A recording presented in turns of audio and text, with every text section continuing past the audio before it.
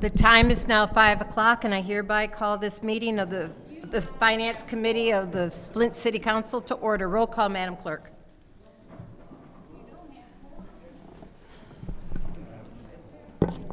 Mr. Alamin. Dr. Lewis is not in. Ms. Priestley. Present. Ms. Winfrey Carter is not in. You can't take that box. They don't have. Ms. Burns is not in. Ms. Machad is not in. Mr. Pfeiffer. Mr. Jarrett. You have 4 members present. There are 4 members present. We will be at ease until we establish quorum. Point of order. Point. You can only, if we don't have quorum, you can only recess for up to 15 minutes.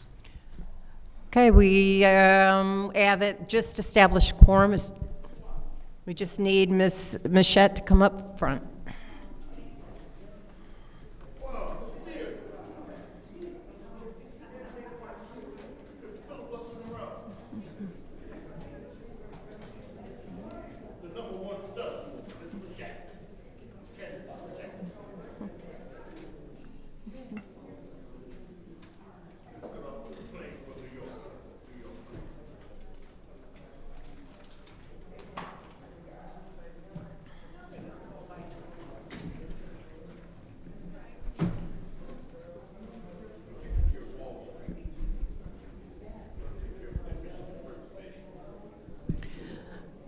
Okay, I will now ask for a request for agenda changes or additions. Any changes or additions to the agenda?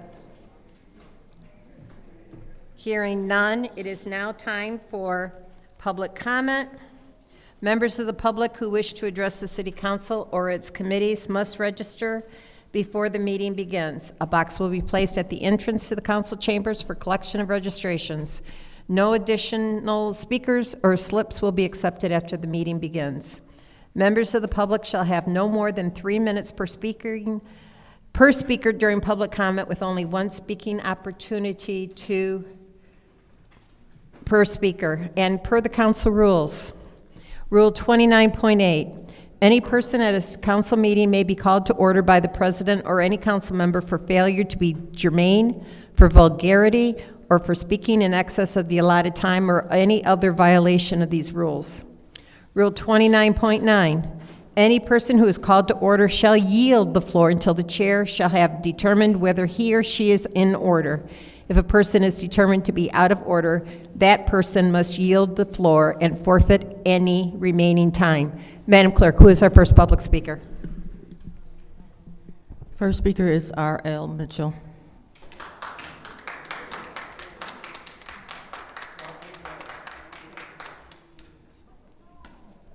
Hello, Council. I'm R.L. Mitchell. I live in 759 East Linden Avenue in Flint, Michigan.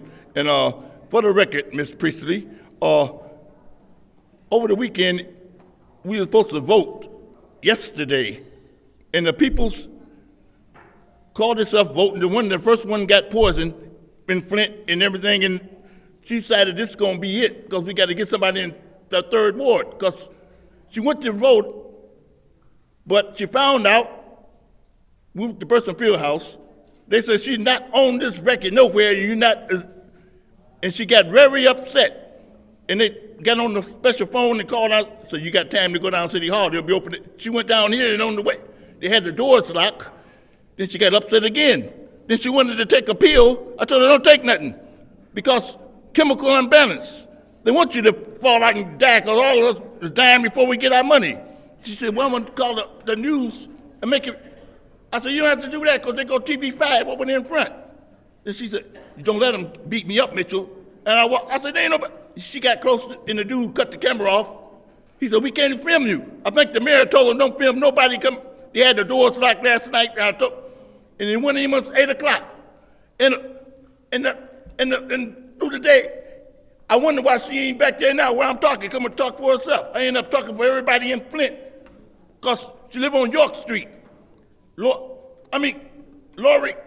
Fuller. Now, I mention the name because people's buying up every house, bound up certain people buying up every house on her block, and she had a conversation with them the other day, but I figured she can talk for herself, just like over on Mildred Street. The same thing happened to me, but they refused it on Black Mold, right in front of Bursonville House. And this Indian guy buying up everything, but he died in his house. I don't know if that's a real death or what. And nobody's saying nothing about it. They're like, anyway, I'm here, and now people want to know who won the vote for she. People's actually falling out for taking all. Well, I don't know what the doctor giving the peoples. They want we the people to die with the water before they don't have to deal with them with the money. And look at Miss Shack, taking her time coming in, filibustering around with her, call it off. If it wasn't for Miss Shack, in the first ward over there talking about, you see my work? You see my work? And he never here. And then if he ain't here, the rest of them ain't here. And we got, and look at 8th ward over there, looking curiosity. Curiosity killed the cat, sir, but Mariosity brought him back.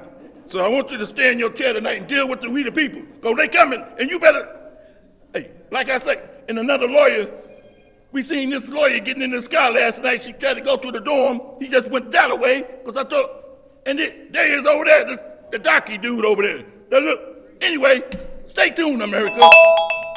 We'll see how, The next speaker is Renee Anderson.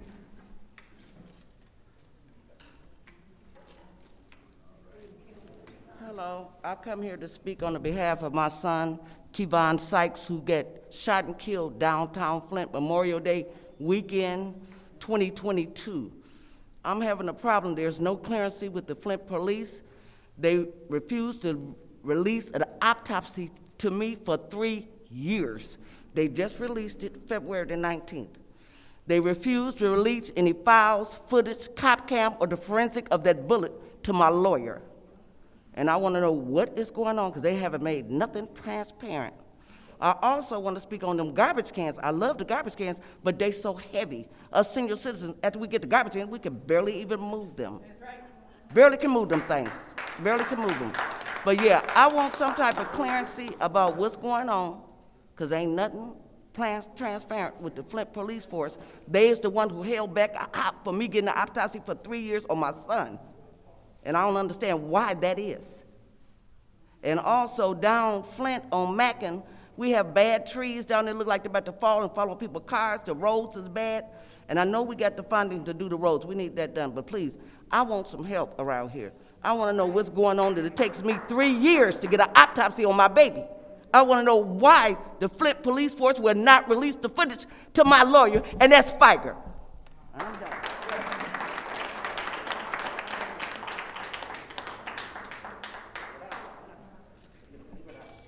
The next speaker is Carolyn Grundy. Carolyn Grundy.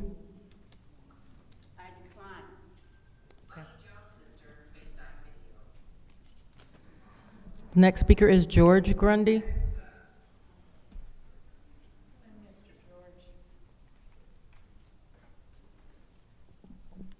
Councilman, my name is George Grundy, and I'm here asking all or some of you a question. I live in the 3rd Ward. We have no representative, and I purchased some property right next to my house, and I want to extend my house, and they tell me I can't build but 5 to 7 feet of extension, and I got 40 feet of extra property. And I was told that the zoning laws had changed where I can't build but 5 to 7 feet onto my house.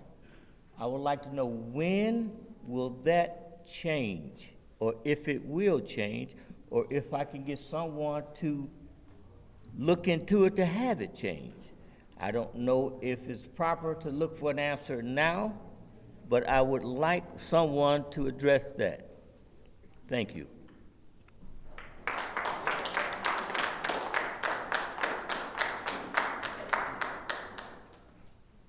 The next speaker is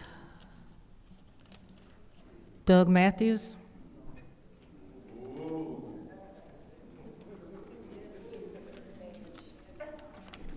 Point of order.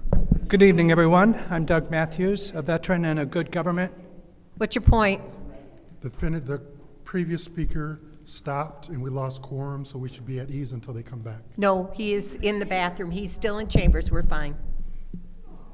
No. He is in the chambers. According to the rule, that does not cause us to lose quorum. Go ahead, Mr. Mayor. I'm a good government advocate from the 7th Ward.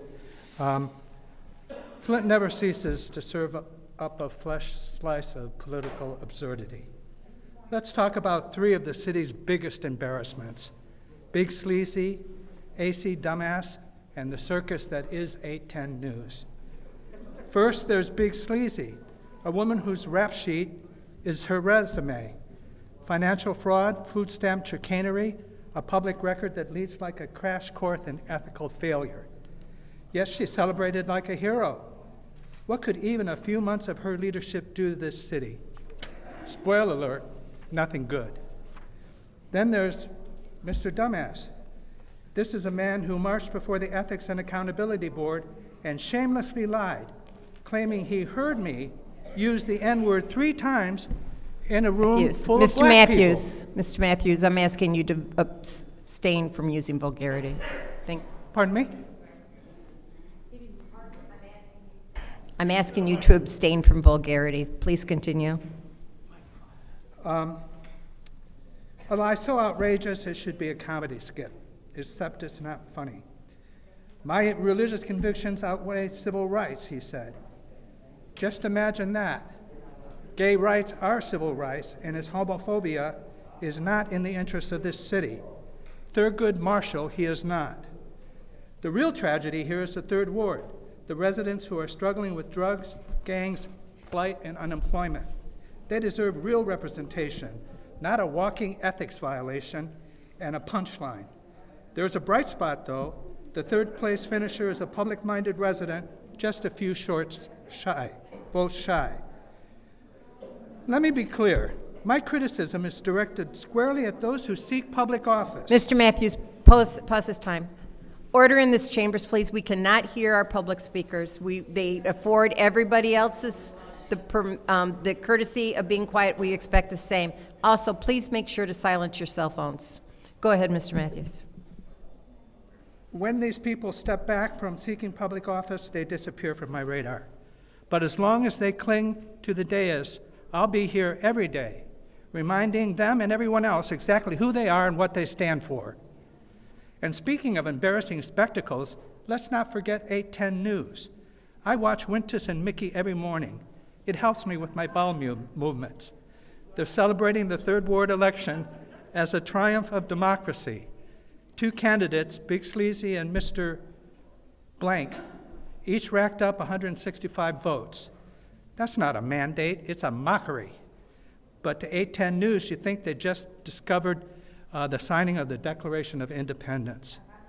Flint deserves better. Flint deserves better. Thank you.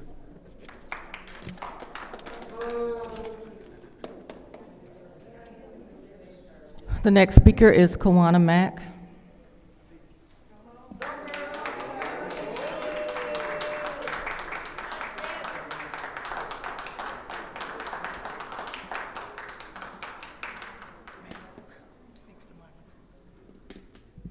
Hello. The tables have turned.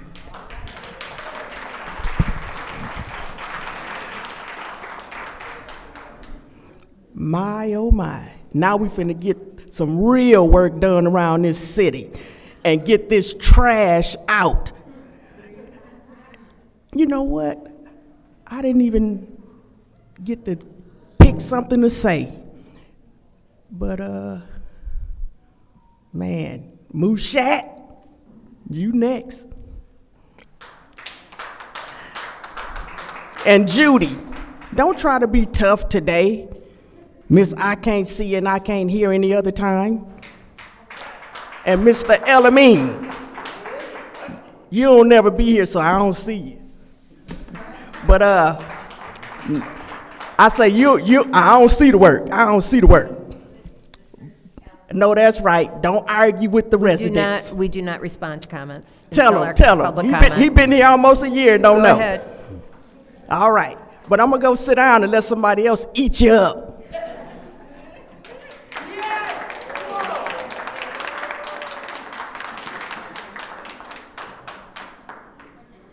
The next speaker is Lottie Durrett.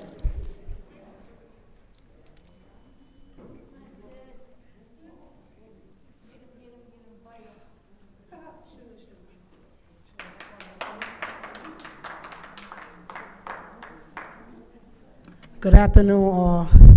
I want to speak on, so you guys doing tree removal and sidewalk repair. The two houses on the side of me has had their dead trees removed and their sidewalks is being repaired. I have no markings, nor have they removed the tree in front of my house, and it's just as dead as the two next door to me.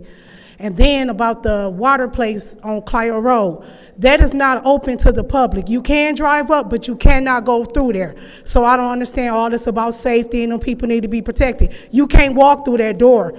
They have to let you in. And in order to get in, you go to the drive-thru and then they direct you to come in and then somebody will let you in. It's not just like an open door where you could just go in and get serviced in there. And then another thing about the water fees. I went online to pay my water bill. They charged me $6 to pay it, and then went back in my account and took another $5 out. So it's cost me yes, it did. I can bring you the proof. It cost me $11 to pay my bill online. I'm trying to figure out where's all these extra fees coming from. Like, that's stealing. When you go back off, and when I okayed you to take the first fee, I didn't okay the second. So that's basically stealing when you go back into my account and take out, I don't care if it was 50 cents. You still went back in without my permission and took that money. And when you go to the water place on Clio Road, there is a fee when you use a card. So it's not free to use that place. It still costs you regardless of the credit card fees or however y'all want to push that off on a third party. It's still, and bottom line is, it's not free to pay your water bill in the city of Flint if you don't have cash. We can't ignore that. So I wish that y'all would send these people back out, reevaluate the situation of the sidewalks, because it's just crazy. You're going to fix the sidewalk on the left, fix the sidewalk on the right, and the one in between, you're going to leave the dead tree and the messed up sidewalk. That's like so crazy. I don't get it. If you're going to do 1 and 3, you got to do 2. I just don't get what's going on in the city. Y'all said y'all got this money, all these grants been put out. Why should I have to call and tell y'all to cut down the tree when you just cut down 2 other trees? That's wild to me. I don't know what's going on, but y'all really need to get it together, because I'm telling y'all, the tables are starting to turn. I said this a long time ago. Sooner or later, you know, the Great Wall of China, it even came down. Nothing is stoppable. Nothing is beyond breaking down. It's time to get it right, or just go before the doors open up and y'all get in that room and can't come out. You're going to be forced to leave, and it ain't going to be easy for you to leave because you're going to come with charges that come with it. Sooner or later, I'm telling y'all, what you reap is what you sow. I'm telling y'all keep on playing. Keep on thinking it's a joke. Keep on. Y'all in this whole department to be somewhere in somebody's state prison.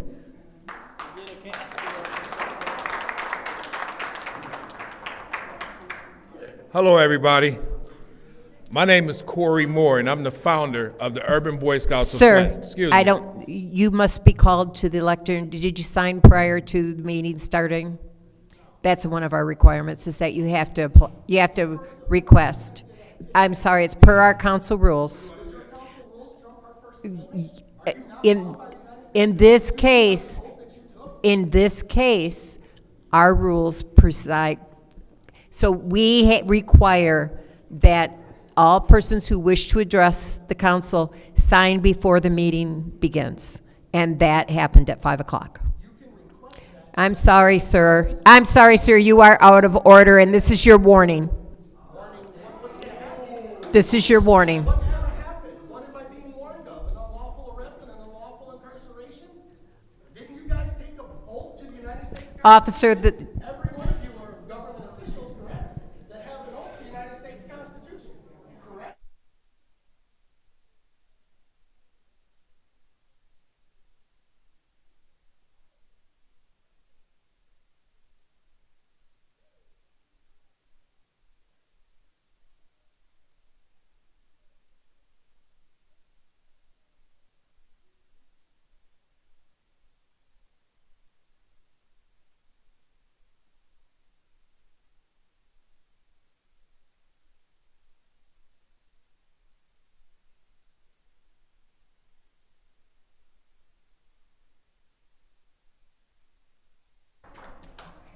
Next public speaker. The next speaker is Gladys Williamson.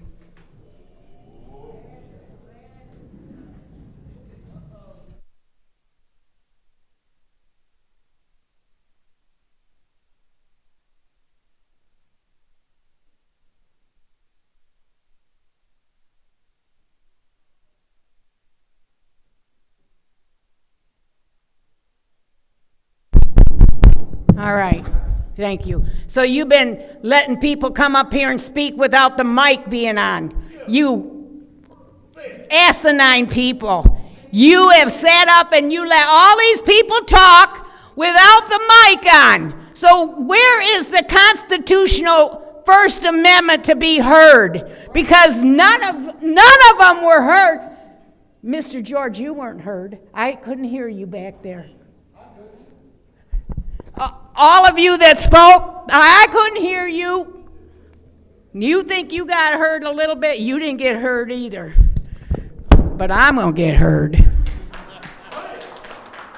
Mr. Jonathan, I mowed my yard before I got here, and on Freeman School let out, I had 2 cars come speeding at least 40 miles an hour down my street. These people do not live on our street, and because of that school, and we've got kids that live on our block, and these kids are in danger because these people drive crazy down our street, and nothing is being done about it. Nothing. I resent it, just to let you know. And I'm glad to see you, Mr. Jonathan. I'm glad you're feeling better. Praise God, you're feeling better. You, City Council, the despised 4, you are despised by all of us. We despise you. You can laugh all you want, Lewis, but you're the leader of the despised 4. I want to know why Jedediah was arrested and sitting over there in the jail. Because he didn't get up in the mayor's yard. He was on legal ground on the public sidewalk. Public sidewalk. He had every right to be there, and it was it was all peaceful march, and he had every right to be there, and now you've got him locked up in that county jail, and he can't even get out until you decide that he's going to get out. What kind of people are you? What kind of people are you? You people break the law, and then you make rules so you can break the law. Yeah, you guys ought to be up and across the street in the county jail because you break the law, and then you sit up and make laws so that it's okay for yous to break the law. But God forbid that we just speak one little word. Oh, It's your time. yeah, I know it's my time. Good. Then Cooey on next you. public speaker, please.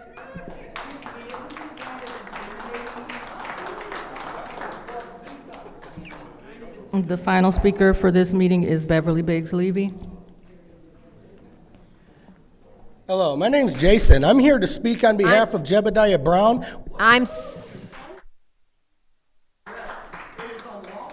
sorry. This is you are to be removed from this meeting.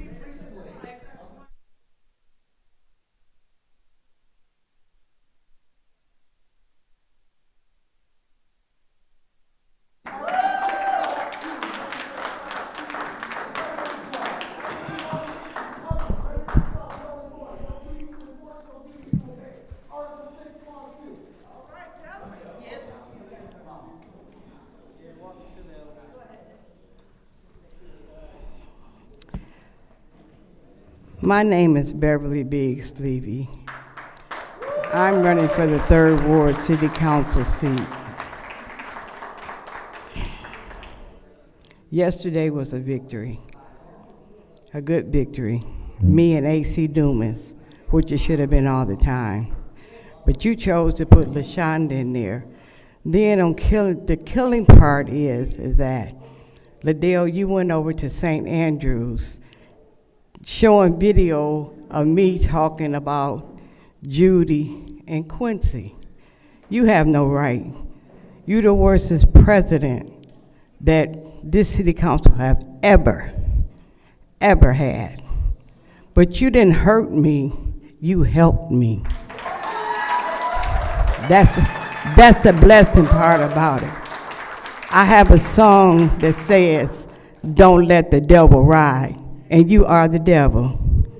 But you're gonna be all right in a few minutes. You guys have Jedediah locked up for something real stupid and simple.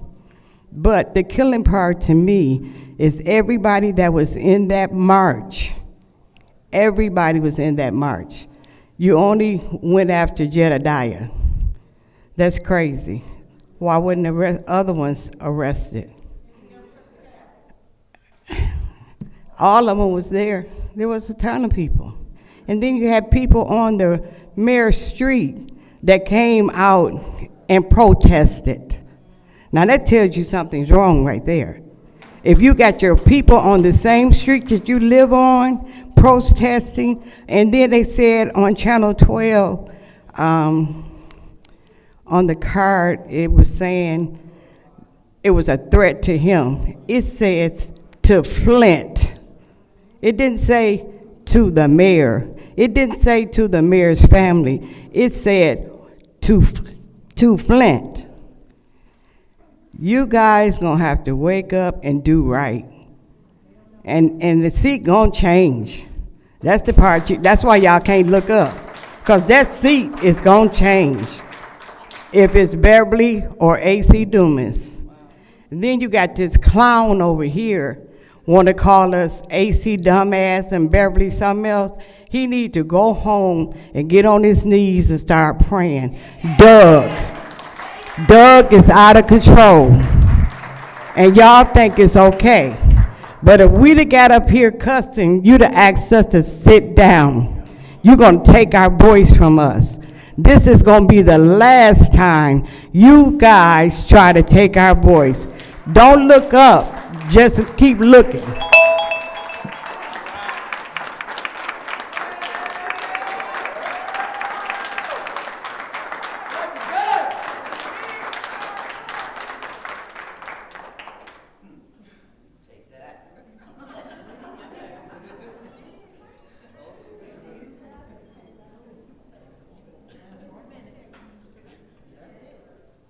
Have another public That was the speaker? final speaker.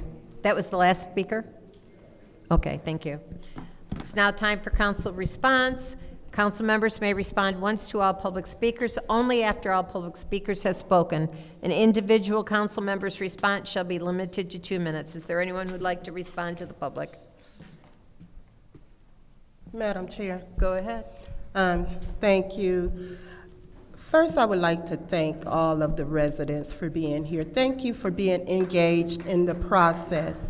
And secondly, I would like to publicly congratulate Ms. Beverly Biggs Levy and Mr. A.C. Dumas.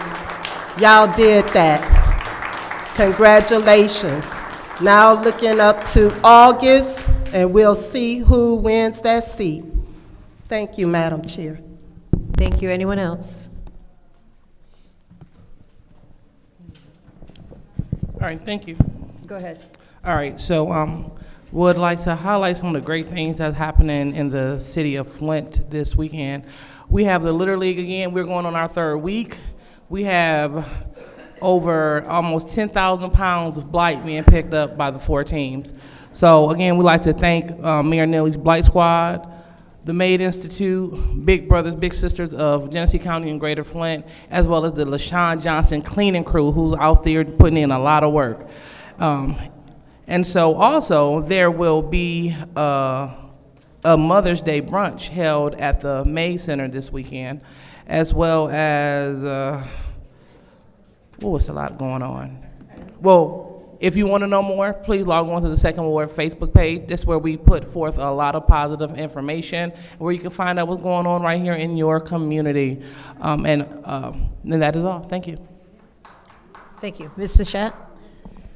Thank you, Madam Chair. I do want to congratulate. So I think it was last month or so, 100K Ideas was a hub for the Invention Convention. And so elementary students from all over Genesee County were at the Sloan Museum, and they were able to showcase some of their inventions. Well, a couple of those students made it to the Michigan Invention Convention, and it took place over the weekend. And it is my understanding that maybe one or two of those Genesee County students have made it to the National Invention Convention. So I do want to congratulate everyone that participated, because they had 2,500 students, and out of that, they narrowed it down to 150. And so to have students from Genesee County make it that far, and then I believe maybe one or two made it to national as well.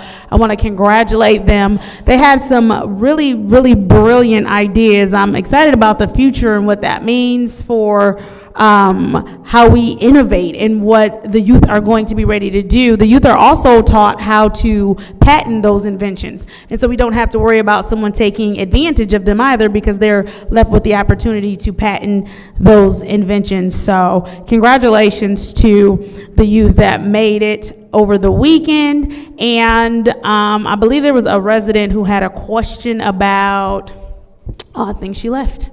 Okay. Thank you, Madam Chair. I yield. Okay, thank you. Anyone else? Madam Chair, Go ahead. just like to make an announcement. On May 16th from 9 to 1 at the Sylvester Broom Empowerment Village, there will be a community conversation to stop gun violence with several individuals, elected officials, and so forth will be there having that conversation. Also want to give a big shout out to the First Ward residents that's participating in the green construction class that we, myself and the organizations put together, that we're currently hosting and doing some renovations over in the Fifth Ward currently, where they're getting their skills and so forth. Thank you. Thank you. Anyone else? Madam Chair. Go ahead. I want to thank everyone for attending this evening. I also want to congratulate Ms. Beverly Biggs and Mr. A.C. Dumas. I think it's clear that the residents in the Third Ward have spoken not only once but twice, and their wishes will become who represents them, and not somebody who the mayor or this council wants to appoint. The people made that decision.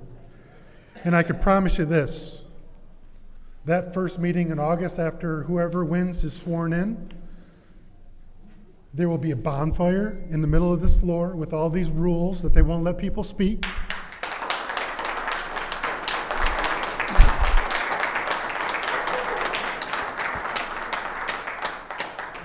The tyrants up here will be removed from their chairs. They will no longer be chairing meetings. They will no longer be chairing meetings in weaponizing the police against residents. That will stop. Thank you, Madam Chair. Thank you. Anyone else? Anyone else? I'll take my time. I want to congratulate our Seamus for becoming one of the top 100 influential, I don't remember the exact title, but it's in governmental work. So that's that's across the country, and that is huge. He had to be nominated by several individuals to service that issue. So with that, I'm going to close out council response and entertain a motion to approve the consent agenda. So moved. Is there support? It's been moved and properly seconded to approve the consent agenda. Is there any separations? Madam Chair. Go ahead. Let's separate 250083. Pardon? 250083. Okay. 250131. Okay. 250140. Okay. And that is all. Is there any others? Any other separations?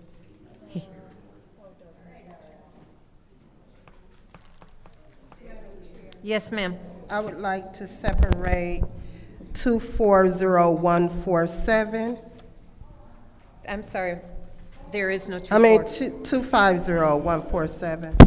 You know what I'm talking about. Well, actually, I didn't, but. It's okay. on page 5. I got it.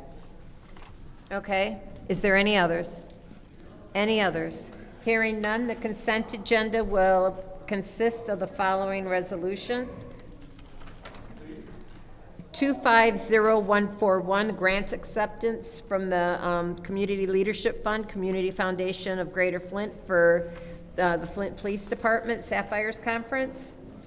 Change order at 250142, change order number 1 for additional elevator services. 250143, change order number 1, Contractor Training Institute for the lead-based paint hazard control abatement services. 250144 to NYE Uniform Company for the Police Department. 250145, approve the amendment resolution 240027. 250146, amendment resolution 230086, Flint Police Department. And that is it.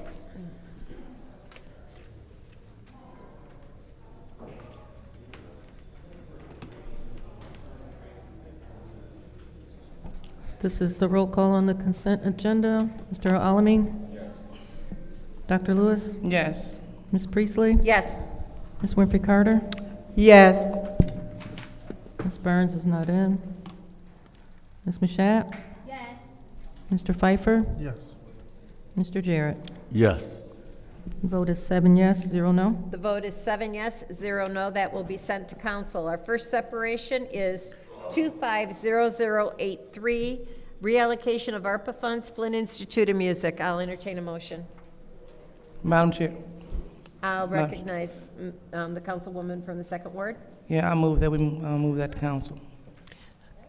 She moves that it goes to council. And it's supported by the councilwoman in the seventh ward. Is there any discussion? Madam Chair. Go ahead. As I stated previously, based on the amount of money that the Flint Institute of Music has in their, I'm going to say in their endowment, I will not be supporting this. I think that $44,000 can be used in a better to serve the community residents than this, so I will not be supporting this. Thank you.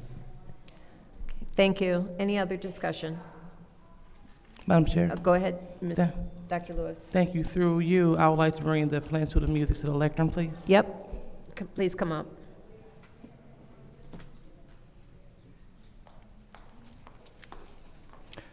Okay, so thank you for joining us again, and thank you for the great work that you do. I thoroughly enjoyed the presentation. Well, for one, thank you all for the invitation, for inviting every single council member to the school so we can see exactly what the program entails. I was one of the few council members that went and was able to witness the great things that you were doing. So I would like to just address some of the things that are being said, because when I just looking at the interaction with the students with special needs, so these aren't just regular students, these are special needs students within the city of Flint that's being serviced by this. And so the name Hocus Focus, I understand, because you were able to keep their attention, teach them skills, teach them their colors, letters, ordering, and things like that through your process. Amazing. And this, and I saw something like this similar on the East Coast. They had a gentleman going to all of the schools. There's a lot of schools out there, and parents were really engaged. And so seeing that we have this here, it's refreshing to know. And I would like to see this in all the schools because it's needed. And so I will just give you an opportunity to speak to that. So I know you're just asking for a small, meager amount, $44,000 for what you do. So could you please explain what this program entails? May I do that? Please do. Sure. My name is Dr. Kevin Spencer. I am the coordinator of the Hocus Focus program, which in and of itself is a confusing term, because you go, Hocus Focus, what is that? So a little bit about who I am. I'm a professor at the University of Alabama in Birmingham in their occupational therapy program. I also teach at Harvard Medical as a faculty member of their pediatric sedation conference. And then I work for the State Department, any of our embassies around the world that identify disability or trauma as a part of their program mission statement. I have an opportunity to go to those countries and work with the organizations that our embassy serves, all centered around disability. My specialty is with autism. And while this sounds unconventional, as an artist, and I've been coming to Flint this is my 14th year, partnering with the Flint Institute of Music, working with students in the Flint schools who have disabilities, mostly kids on the autism spectrum.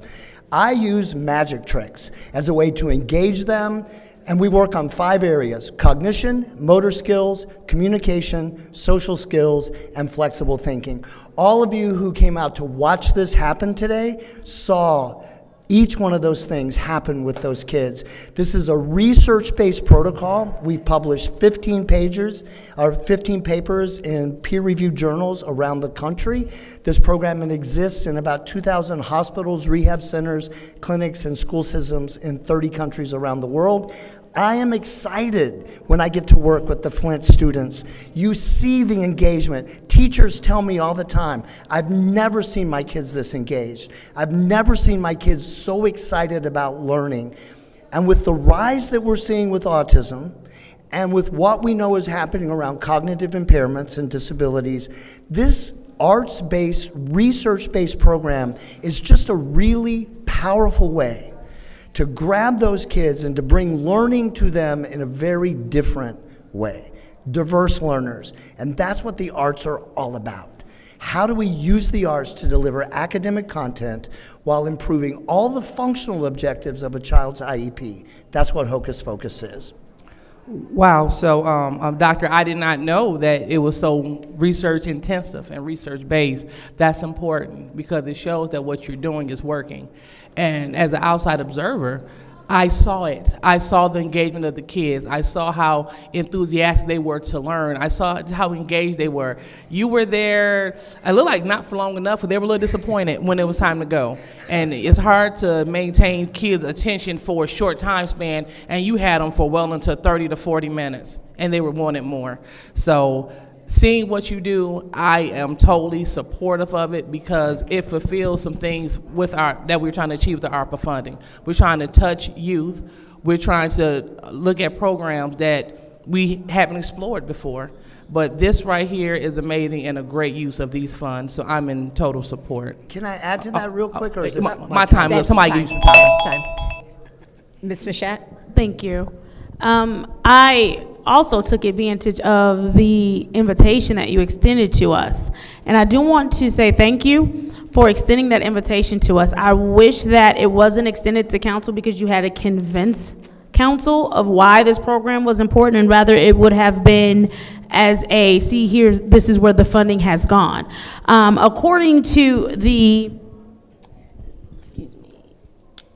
studentadvocacymichigan.com, as of 2022 and 2023 school year, Michigan had approximately 40,000 students identified with autism spectrum disorder. That's representing about 13% of all students receiving special education services under the Individuals with Disability Education Act. Additionally, students with emotional impairment and cognitive impairment are also significant groups within the special education population in the state. And the reason that it is important for us to know these statistics is because often what happens when we start talking about programming for school, or we start talking about education and how to keep students involved, people that are often left out are people with autism spectrum disorder, people with emotional impairment and cognitive impairment.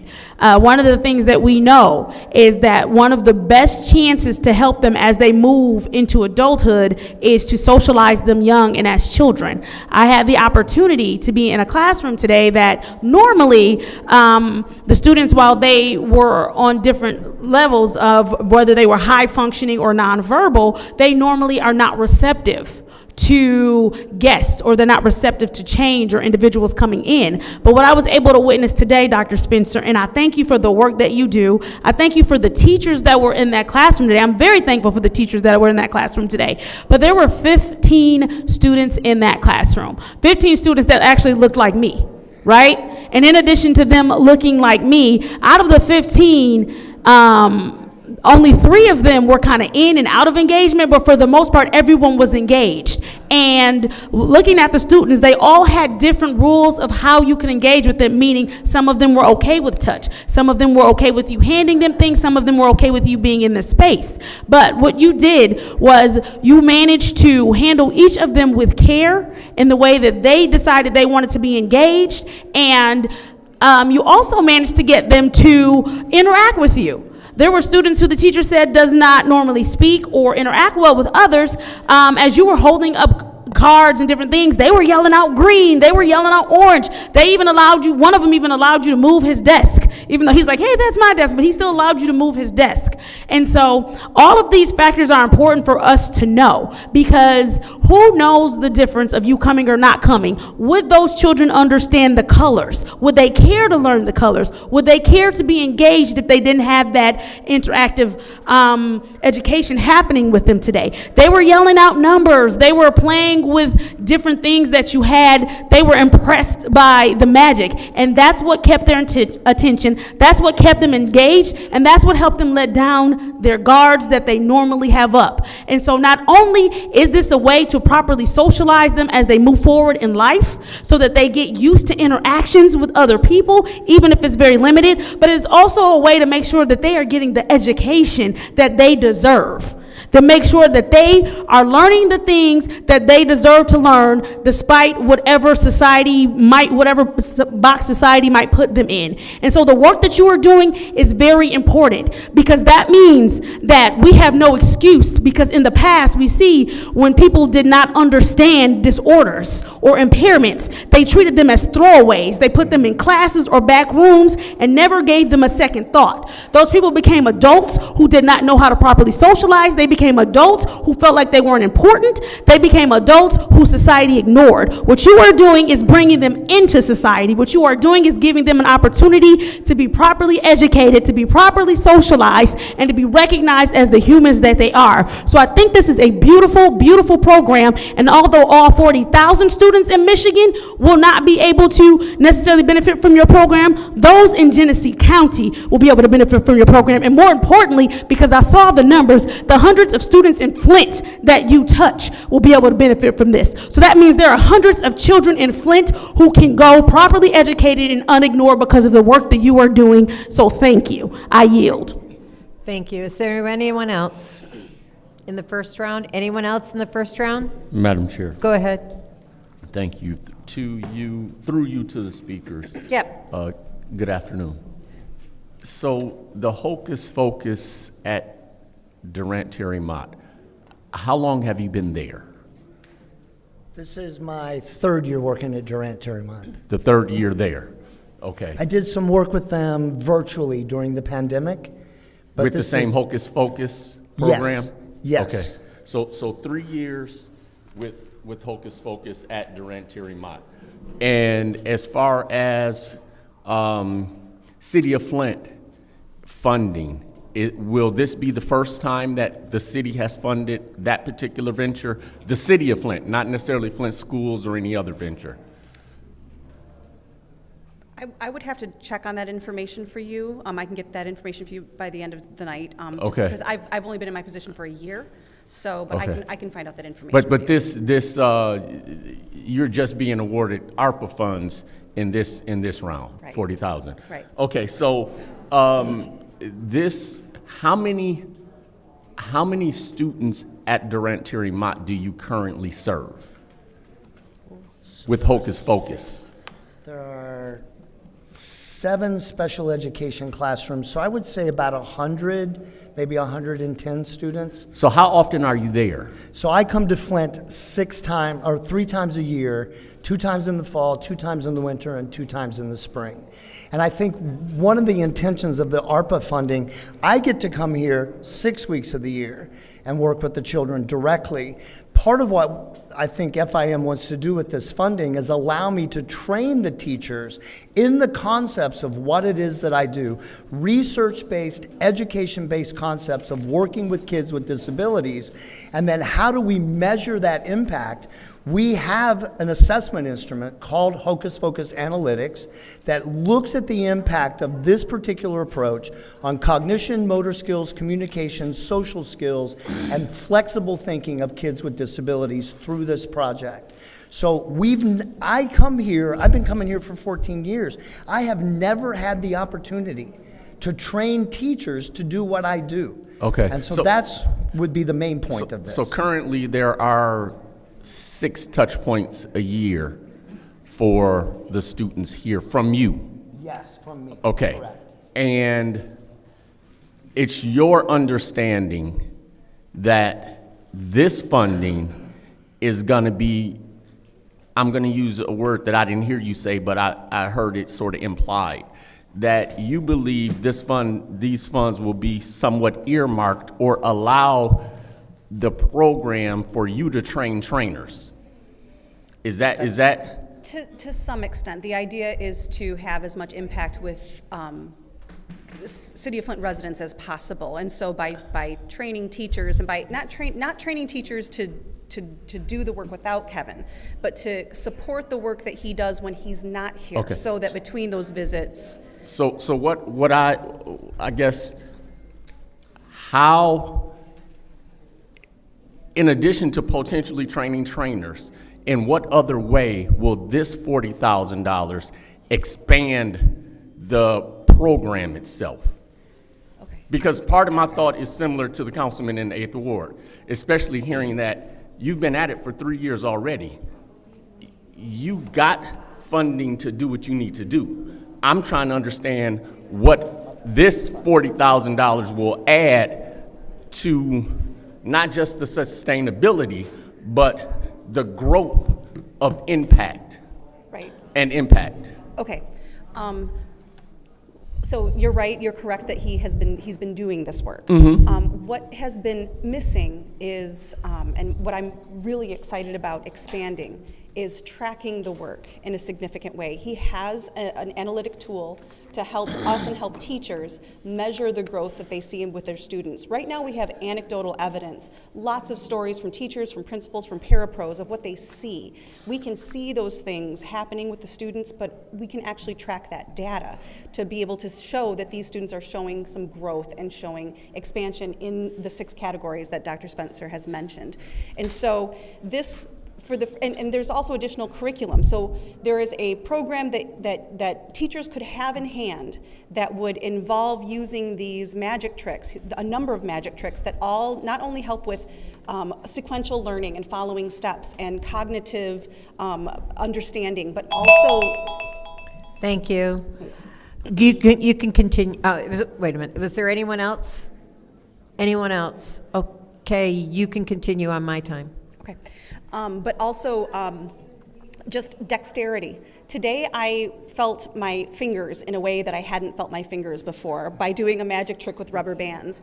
And it made an awareness, something that happened in my mind that I wasn't expecting.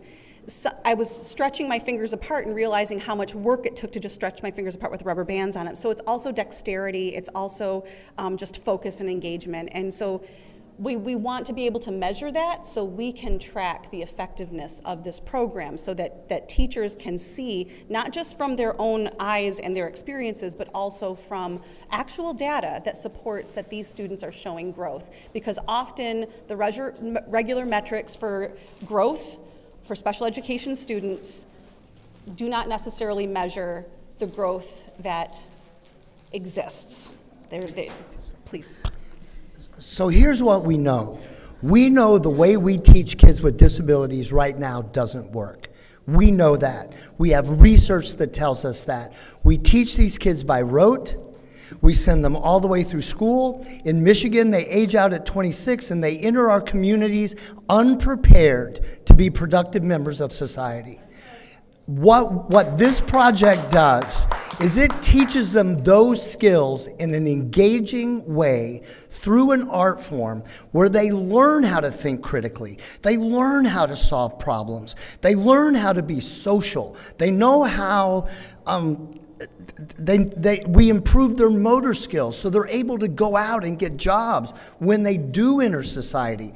Everything that we've done, I mean, I am thankful for the IDEA, but everything that we've done to teach kids with disabilities still leaves us with people with disabilities who are not productive members of our society. And this is a way at an early age to train them so that when they do age out of the system in Michigan, they are able to enter your society as productive members.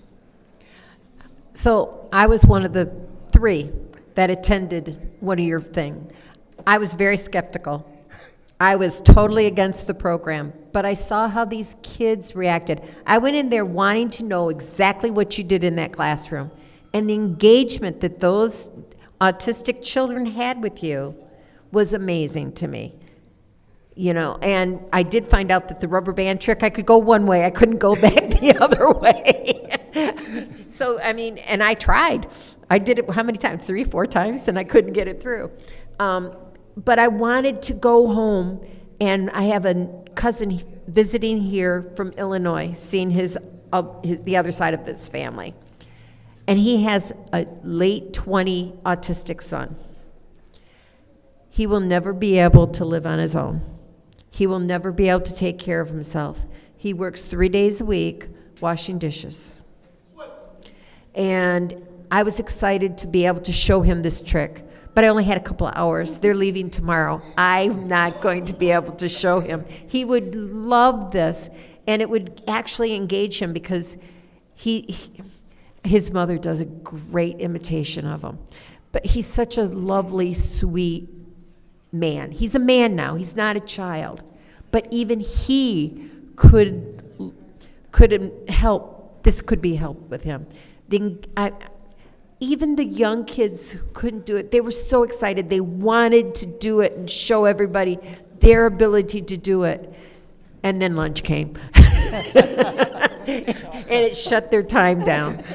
But the enthusiasm you have and what you told me about the program and how it's being used in physical therapy and occupational therapy, that really impressed me.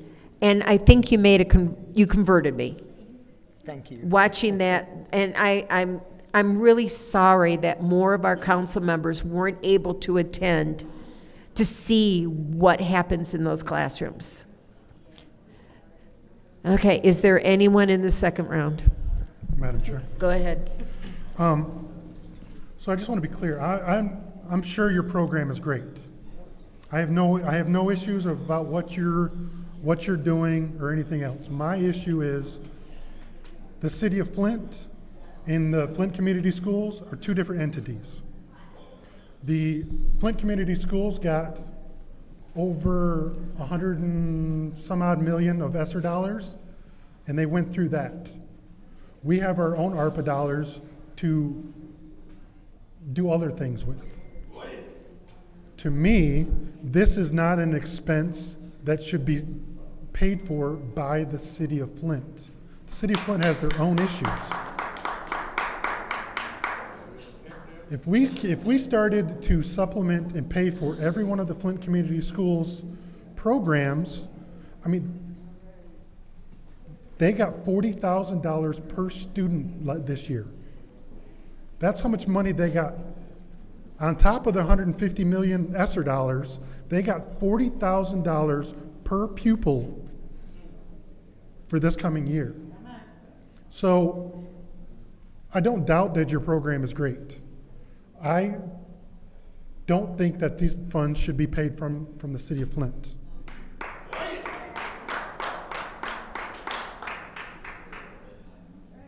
The thing that my colleague says is, how have you been funded for the previous 3 years? How are you going to be funded next year? To me, I don't think you would be before us and you wouldn't be worried about funding if we didn't have these dollars available.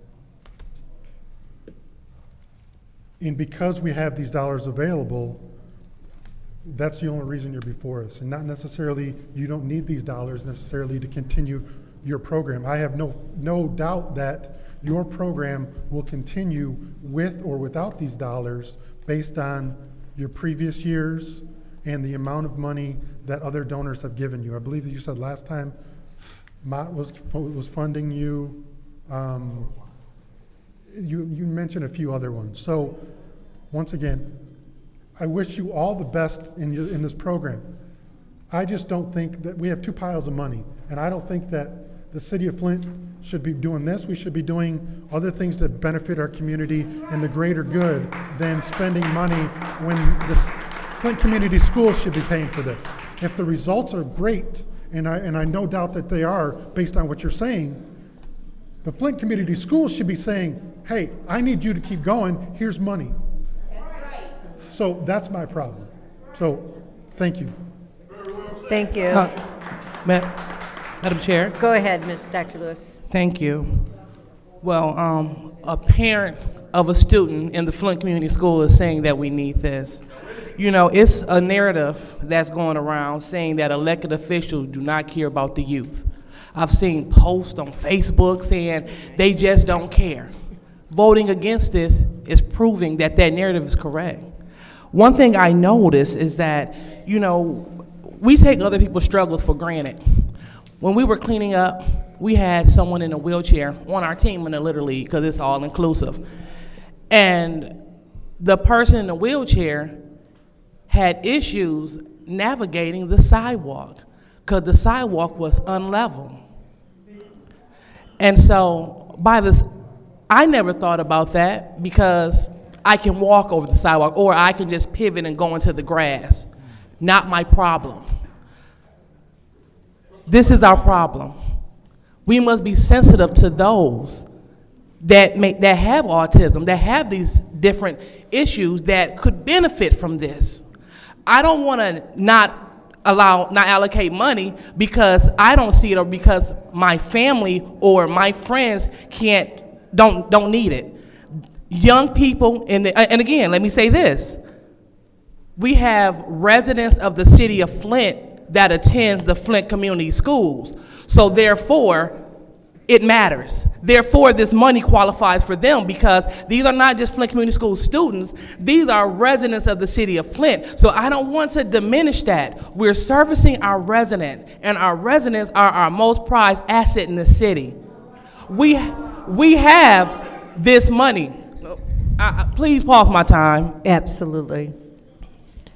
Please give respect. And also, make sure that your phones are on silent. I am hearing phones going off all over. Thank you. Go ahead, Dr. Lewis. Thank you.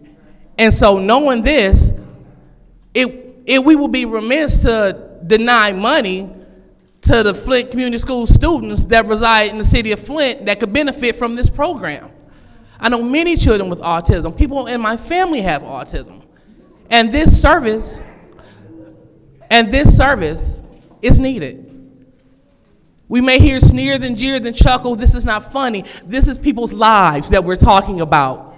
And it's very disheartening to hear people laughing and snickering at people's lives. We have youth that need a service. You are providing a service. They are residents of the city of Flint. We have the money set aside. You have money for programs because you come before bodies and foundations to get these monies. So when you solidify these funds, then you can have money for the years to come. This is part of building your coffer so you can continue to do the great work. I support that. I support Flint. I support youth and all things necessary to see them thrive in our city that we were elected to serve. And I hope that my colleagues would do the same. Thank you. Thank you. Anyone else in the second round? Go ahead. Madam Chair, through you to the speakers at the podium. Yep. I have a question. How many students will you be servicing through this program, Hocus Pocus?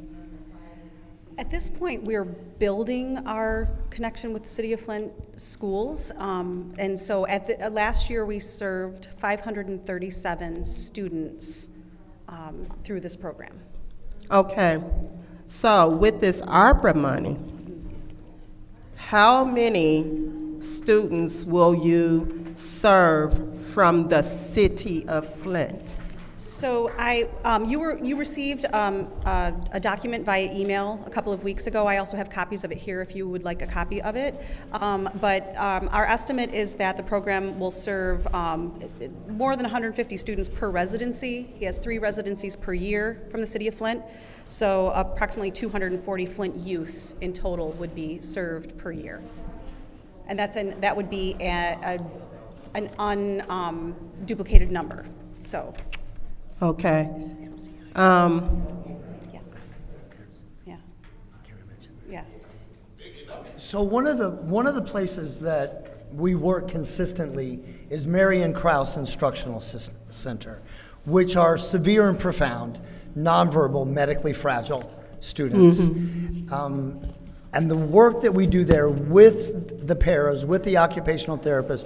On Monday, I did a training for all of the OTs and PTs that work in the GISD, most of them in the Flint School District, training them on this technique, the occupational therapists and physical therapists.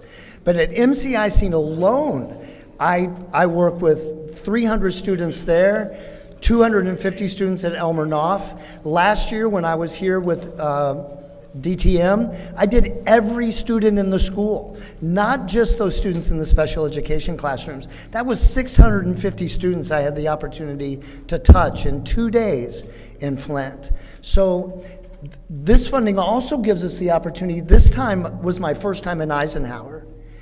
And oh my gosh, the principal, Mr. Thomas, came up afterwards and he was like, I have never seen our special education students so engaged in learning, so excited about learning. So we're expanding within the Flint community schools. Did you, well, I'm running out of time. I'll save. Any other discussion in the second round? Madam Chair. Go ahead. Thank you. Real quick, so you say you serve 530 students and about 250 of them are Flint, correct? So 537 students total last year. Keep in mind that he is going into small groups, special education classrooms. Okay. For the most part, he's serving like 8 to 15 students, maybe even fewer sometimes, depending on their needs. But no, that's the estimate I'm giving you is approximately at least 240 Flint youth Flint residents. What other communities do you serve? Currently, just for this residency. Genesee County. So you serve Grand Blanc? Yes. Fenton? Yes. Burton? Flushing? Kersley? Yep. Nope, not Kersley. He works also specifically at Elmer Knopf, which also is a center for many different schools in Genesee County. Okay, so one of my concerns, I know some of my colleagues they were sticklers on not if you served other communities, and they denied funding for St. Mark's because they fed people in other communities. So I don't know if they're going to hear the support from this now because if children need it, and people learn what we call the multiple intelligence. People may learn from rhyming, seeing their visual, touch, the different sensories. But I do know my colleagues have been very sticklers. They've been sticklers on if your organization just didn't serve Flint, they would not fund it. So, and played recordings. So I don't know, and I know special education and learning, people learn differently. The Flint Public Schools did receive more funds than we did. And I don't know, where does your other funding come from? It depends year to year. So Okay. we have What is your budget each year? for this program. In particular. Yes. Yeah. I can get back with you with that information by the end of the day today. Okay. Yeah. Okay. All right. I know my time is, but I do, I listen to my colleagues very carefully, and most of us up here are parents, majority. And so that I think that even if we're not in agreement, it's not because your project isn't important. We're in budget time. And this budget we have some serious issues. And when we're saying to take money from this to another, and colleagues don't support any program outside of Flint, it would be really hypocritical if they decided to for yours. So I yield my time, Madam Chair. Anyone else? Anyone else in the second round? Still has time. You have not spoken in the second round. Did you want to take your time? Yes, Madam Chair. Okay. So, I pretty much said everything that I felt was important to say in the first round. I do want to clarify that the stickler thing definitely was a couple of our colleagues, which was the reason a few of us also decided to be sticklers. But the reality is that who you serve and what you serve, it's Flint students. You're in Flint schools, you're in the Flint school system. And the work that you do, like my colleagues have stated, a couple of them are parents up here. And so I think they completely understand what it is like to need to advocate for a child, specifically their child. I think they understand the need to have proper education, or at least give them a chance at good education. And so I would appeal and implore to them as parents who have had to advocate for children, as parents who understand what it's like to want your children to succeed regardless of any way that society might view them. I think that it's interesting that we're saying, how does this benefit the community in the long run, when I said the first time it benefits the community in the long run because we're not throwing people away. We are not denying them education. We're not denying them socialization. We're giving them an opportunity at a young age to learn how to interact with people, even though it's uncomfortable for them, and even though they have barriers to where when things are uncomfortable, it's harder for them to overcome. But if you start it now, you give them an opportunity as they go into junior high to not be thrown away. You give them an opportunity as they go into high school to not be thrown away. You give them an opportunity as they go into adulthood to not be thrown away. You give them an opportunity to have their humanity recognized.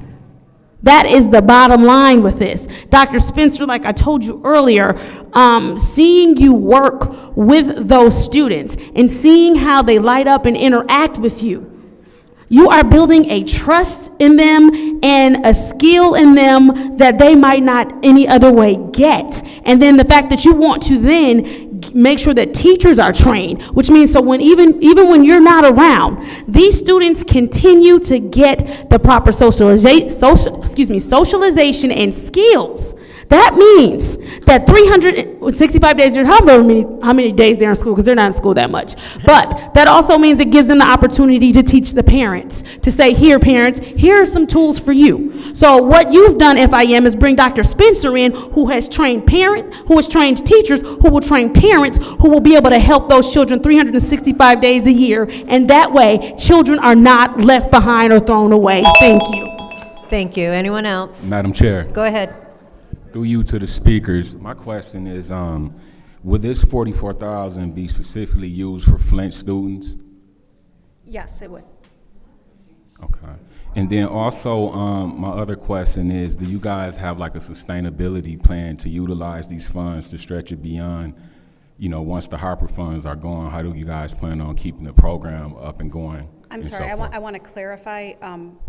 You said for Flint students, Flint residents. Flint residents. Yep, so Flint residents for the ARPA funds. Yes, okay, so what was your second question again? And then the sustainability piece in regards to how would you, do you have other funding potentially lined up to leverage off of here to continue to keep the program once these dollars are used?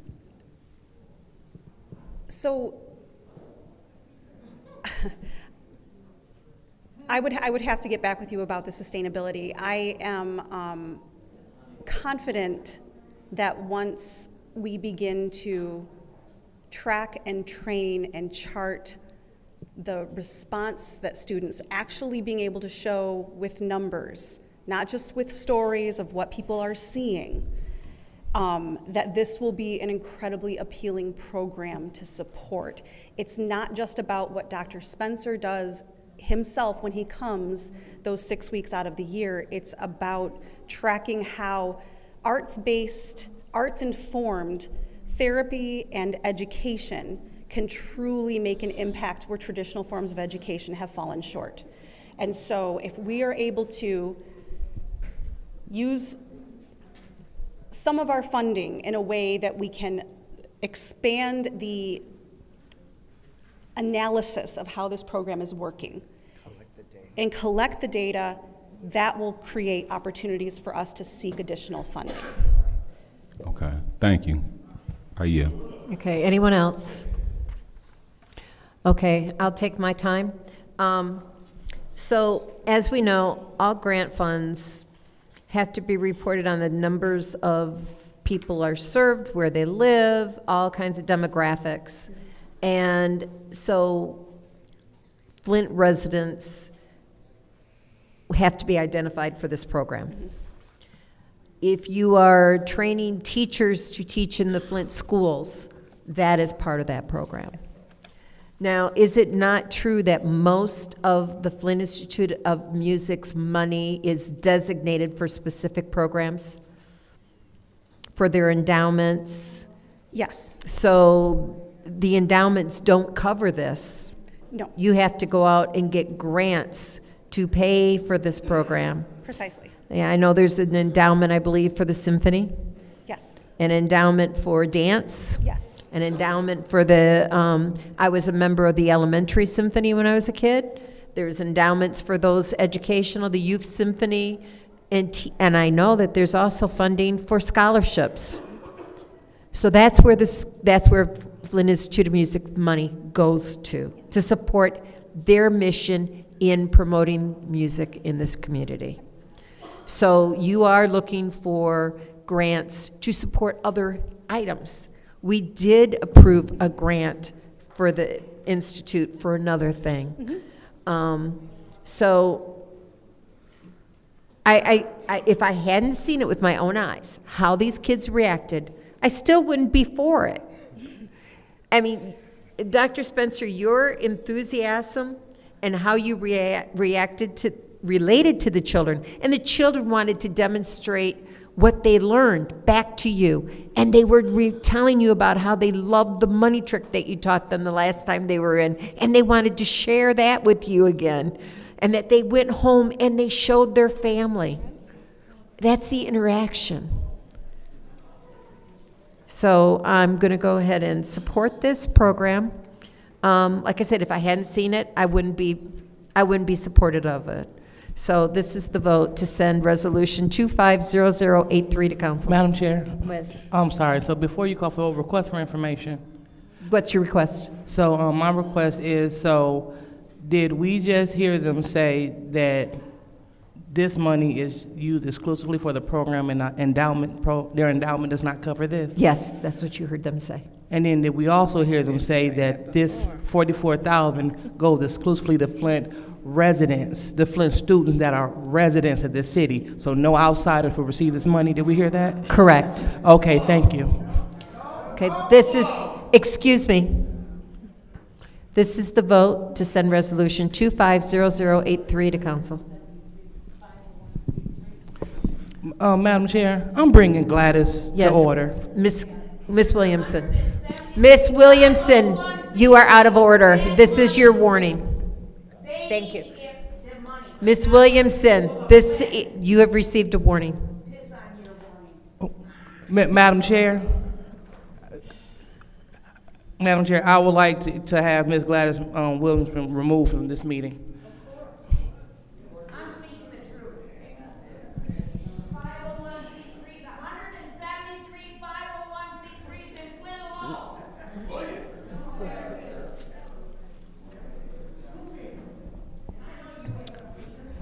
Madam Chair? Yep. We're asking if she'd be removed from this meeting. Yep. I'm watching Metcalf. A point of order. What's your point? My point is, have you stated that you are having her removed? You, as the chair, have the authority, not the council person in the second ward. Are you saying you want her removed? I do want her removed from this meeting.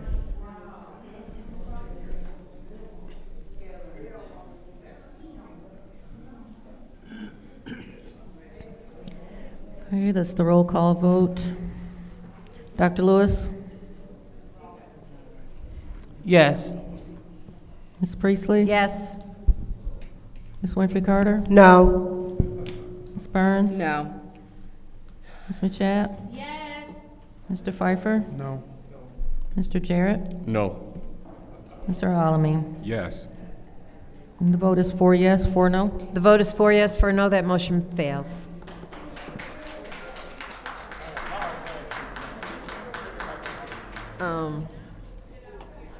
The next resolution is 250131, prevailing wage standard city-funded construction projects. Excuse me. I'll entertain a motion.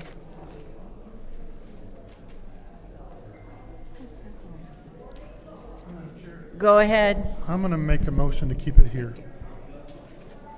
Okay, there's a motion on the floor to keep 250131 in finance. Is there support? Support. It's been moved and properly seconded. This is the vote to keep resolution 250131 in, the motion was made by the councilman in the 8th ward, supported by the councilwoman in the 6th ward.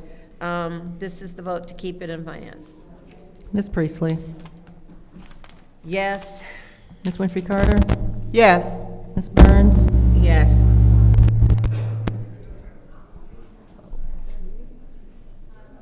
That may be a lot.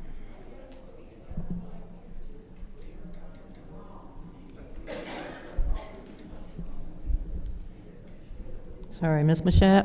Yes. Mr. Pfeiffer? Yes. Mr. Jarrett? Yes. Mr. Alamin? Yes. Dr. Lewis is not in.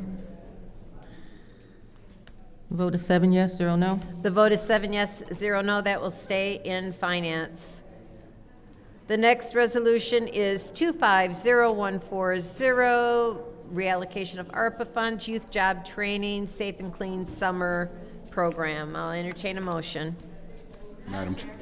Yes, Councilwoman in the 7th ward. I make a motion to move this to council. There's a motion on the floor to send to council. Is there support? Support. It's been supported by the councilman in the 1st ward. Is there any discussion? Madam Chair, Yes. I'm just going to put this on the record again. We do not have information on the organizations that will host the youth, nor do we have information on the organization that will serve as the fiduciary. Therefore, I will not be supporting this motion. Thank you. Thank you. Any other discussion? Any other discussion? Madam Chair, Yes, go ahead. I'm sorry, can you pause the time? Yes, absolutely. Pause the time, please. What is happening?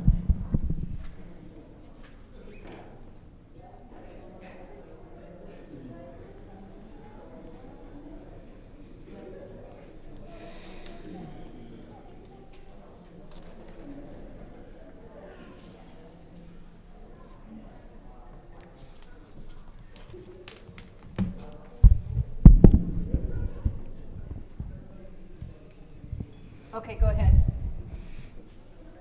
Thank you. Is there anyone here from the administration? Through you to Mr. Edwards, look like. Mr. Edwards, is anyone here to address this? No? There isn't anyone. Mr. Edwards. I asked Mr. Edwards. Mr. Edwards, please address come to the lectern.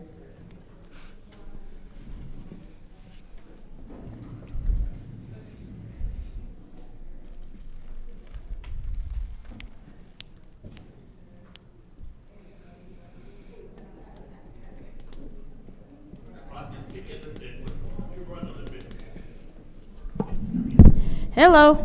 So we've been kind of over this already, but could you again, for the record, state why we do not have organizations already listed for who will be a part of the program. That was a matter that, at this point, I'm just going to tell you, it's probably best to table this particular resolution.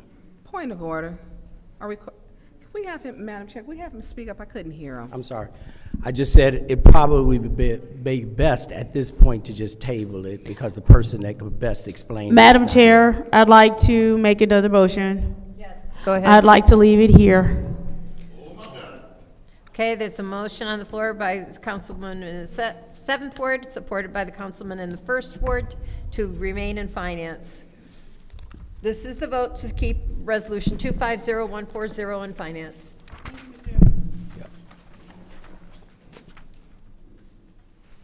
Ms. Winfrey Carter? No.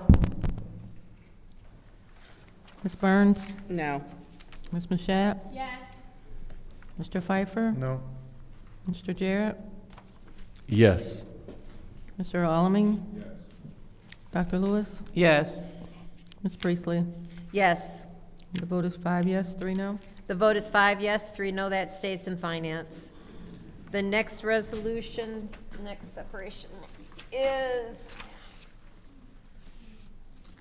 Resolution 250147, the Annual Action Plan Proposed Uses and Funding Recommendations, U.S. Department of Housing and Urban Development Block Grant Home Investment Partnership, Emergency Solutions Grant Funds. I'll entertain a motion. Madam Chair, Yes. I'll make a motion that we move 250147 to council. Motion on the floor by Councilwoman in the 5th Ward to move to council. Is there support? It's been supported by the Councilman in the 1st Ward. Is there any discussion? Madam Chair. Go ahead. I did separate this, however, I did get my question answered, so I don't know if my other colleagues have questions, but that's it, Madam Chair, for me. Okay, any other discussion in the first round? Yes. Go ahead. Is there anyone to speak on this? Ashley? Who's Ashley? Ashley, come forward.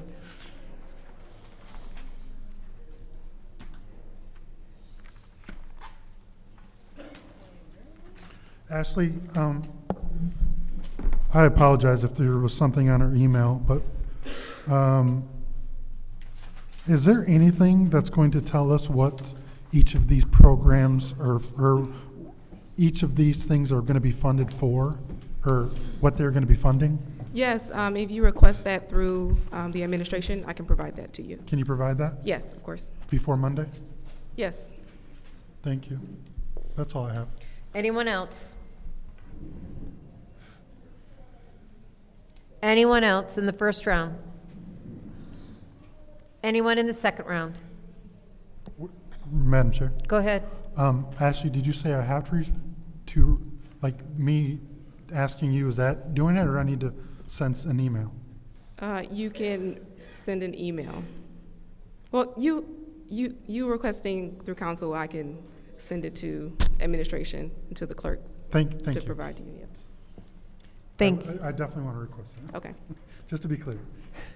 Any other discussion in the second round? Seeing none, this is the vote to send Resolution 250147 to council. Ms. Burns? Yes. Ms. Mashat is not in. She's coming. Yes. Mr. Pfeiffer? Yes. Mr. Jarrett? Yes. Mr. Alamin? Yes. Dr. Lewis? Yes. Ms. Priestley? Yes. Ms. Winfrey Carter? Yes. The vote is 8 yes, 0 no. The vote is 8 yes, 0 no. That motion passes. I'll entertain a motion to adjourn. Councilman in the 8th Ward, support by the councilman in the 1st Ward. Thank you.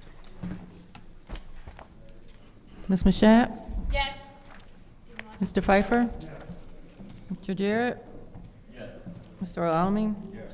Dr. Lewis? Yes. Ms. Priestley? Yes. Ms. Winfrey Carter? Yes. Ms. Barnes? Yes. Vote is 8 yes, 0 no. The vote is 8 yes, 0 no. This this meeting is adjourned at 6:30. Did they ever have a person with 5 minutes. landfills from landfill?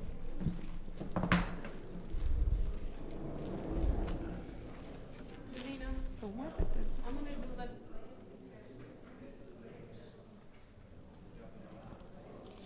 Legislative next, okay.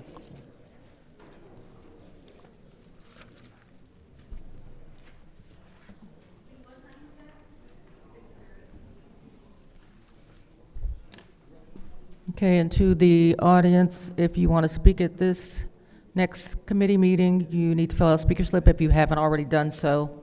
If you've already filled out a slip, you don't have to fill out another slip.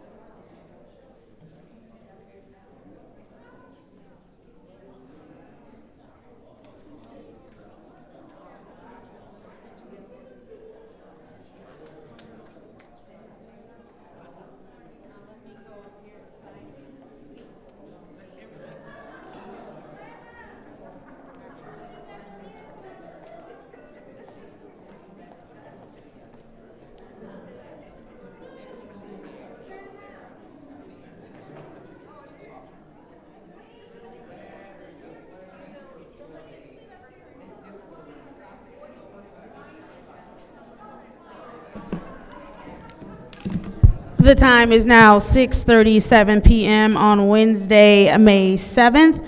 I call this Legislative Committee meeting to order. Roll call, Madam Clerk.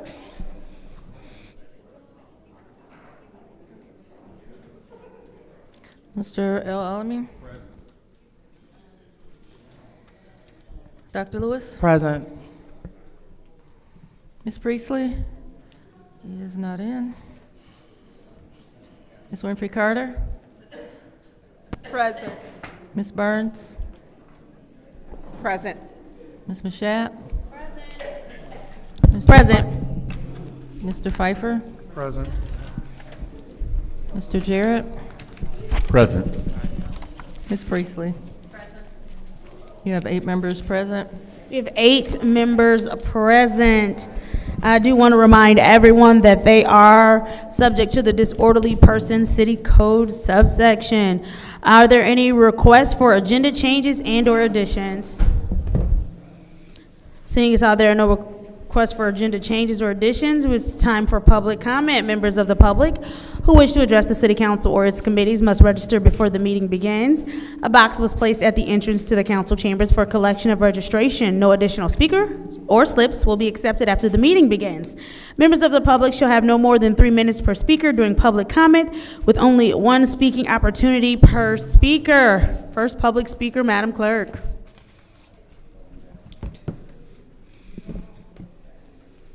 First speaker is R.L. Mitchell.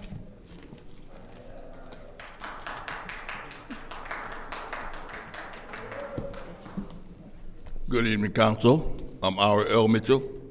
For the record, about the special education kids, they was in here talking about special stuff, and I noticed the Boy Scouts was in here, and they had their smartphones on, filming all this stuff, and Mr. Pfeiffer said, before August up, all of them, he gonna have a bonfire right here in the middle of City Hall to get rid of these people's always talking about it won't be. They throw the special stuff out because it's 4 against 4. And matter of fact, I'm one of them special room kids. When I come to Georgia, they invented special room over on St. John at Fairview School. I didn't know what a special room was until everybody started making fun of them little special room kids. But I have to apologize to them kids because when the lady talking about you kids ain't no getting but a dishwashing job when you get it, and the little dude, he heard that, he put out his little smartphone and filming it, and another dude put out his, but the leader of the pack thought they was filming too much. He told all of them, let's go. The big grown person executed them out. But stay tuned, America. You're gonna see, let them talk for themselves. That's the way they do special kids in Flint, Michigan. And they think they can get away without money like Miss Priestley try to squeeze that stuff in like she did her nephew. Only one walking around City Hall with an M60 rifle in here, thought he was getting away with something until he got checked. He mad as I don't know what, because he can't walk in the public with a rifle. But one of them got beat up so bad out there, they up right there across the street when I was supposed to. I guess he didn't have his rifle. He thought it was a little kid. He said something, but I don't want to repeat it right here because Flint is so beat. The little kid beat the dude for 5 minutes. I don't know if he went home and died. It's gonna take 2 weeks. Anyway, that's enough talking about that. But about the voting situation in Flint. Like, there go Mr. Pfeiffer over there. I call him Tarzan because I can't remember his name the part time. But he's the only one riding with the electric car in Flint, looking like Batman. All that, but you know what and Miss Burns, I like the way you talk when you address the special room kids, special room peoples, try to get taking care of the outside peoples with our money, and nobody saying nothing about it. But Miss Pfeiffer, like she gonna agree with, took that last stimulus money, and they talking about we gotta table this because I can't get the answer. All I gotta do is call the mayor, he can explain everything. But he don't wanna, he gonna be like Bin Laden in the casket, buried in the deepest part of the sea. If you keep on, somebody says the casket in front. Stay tuned, America. Next public speaker, Madam Clerk.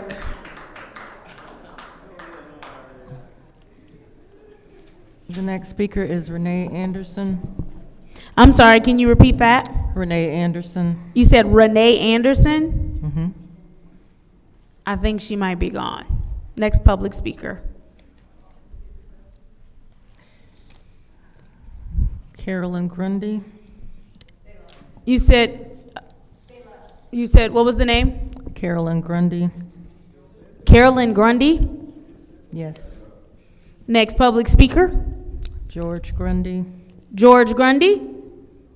Next public speaker. Doug Matthews. Doug Matthews.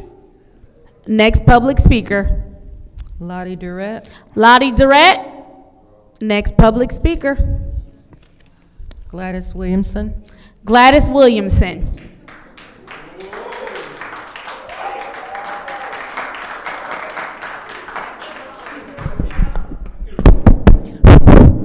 Just checking yous. Yeah, all right. You people, you try and gaslight the people here, and you sit up, Lewis, and try and make it sound like, oh, we don't like the kids that are autistic. You are a liar, and you gaslight us to get this money, and there is 173 501c3s. And where is the president of the Board of Education? Get her butt up here. You know, where's she funding all her money? And just like Dennis said, all the millions of dollars and the $40,000 per child. It's not like these autistic children aren't getting $44,000 too. They are. They're getting. Please pause the time. I am going to ask residents to refrain from yelling out. It is her time at the lectern. She is the only one speaking. Go ahead, Ms. Williamson. And I would appreciate it if you wouldn't take time to gaslight the people that are watching to make us look like we don't have no feelings or no heart. Because shame on you. We got more heart than you got. Yeah, we got more heart than you got. You're the ones that don't have no heart. You sit up and you launder money and you take all this ARPA money. And did any of it go on the people of Flint? That would be a solid no. No. And shame on yous. But I have nothing else. I'm just up here to set the record straight. We love our autistic children. And they deserve every benefit that we can give them. But make sure you go for the money in the right place, because it's not with the taxpayers of Flint. We pay taxes that fund all this stuff already. So when you double dip on us, of course we're going to act like, no, wait a minute. And you can sit up and you can put me out, but I ain't going too far. I ain't going too far. Lewis, you can keep your face down if you want. But yeah, I'm specifically talking about you and that speech you made. We don't care about these kids. You are a liar. We care about these kids. You're the one that don't care about the kids. And I appreciate everything. Thank you. Next public speaker, Madam Clerk. The next speaker is Beverly Biggs Levy. Beverly Biggs Levy. She has declined. Next public speaker. Next speaker is Corey Moore. Corey Moore, I believe he left. Next public speaker. Next speaker is James Moore. James Moore.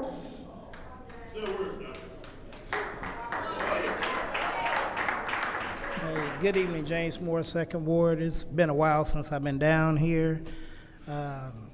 Due to a pet bull bite, they do hurt, but I don't want to see the dog dead. I just wish he wouldn't have bit me, but it's kept me away, and I'm just glad to see that the fight still goes on. I like to see a little bit more victory out of it. I want to take a few minutes and congratulate Beverly Biggs for being here, speaking on behalf of the second round of out there engaging people to come out and vote. And that's how you gain votes, is by knocking on their doors and they remember your face from doing it. And just want to say I'm hearing a lot of new changes that's going to be coming up. Unfortunately, we said it would happen. Hopefully so we can start getting this here to go in favor for the residents of the city of Flint, because we got to start putting our people first. That's what makes Flint, Flint. Thank you. Thank you. Next public speaker, Madam Clerk. The next speaker is Tanya Jones. Tanya Jones.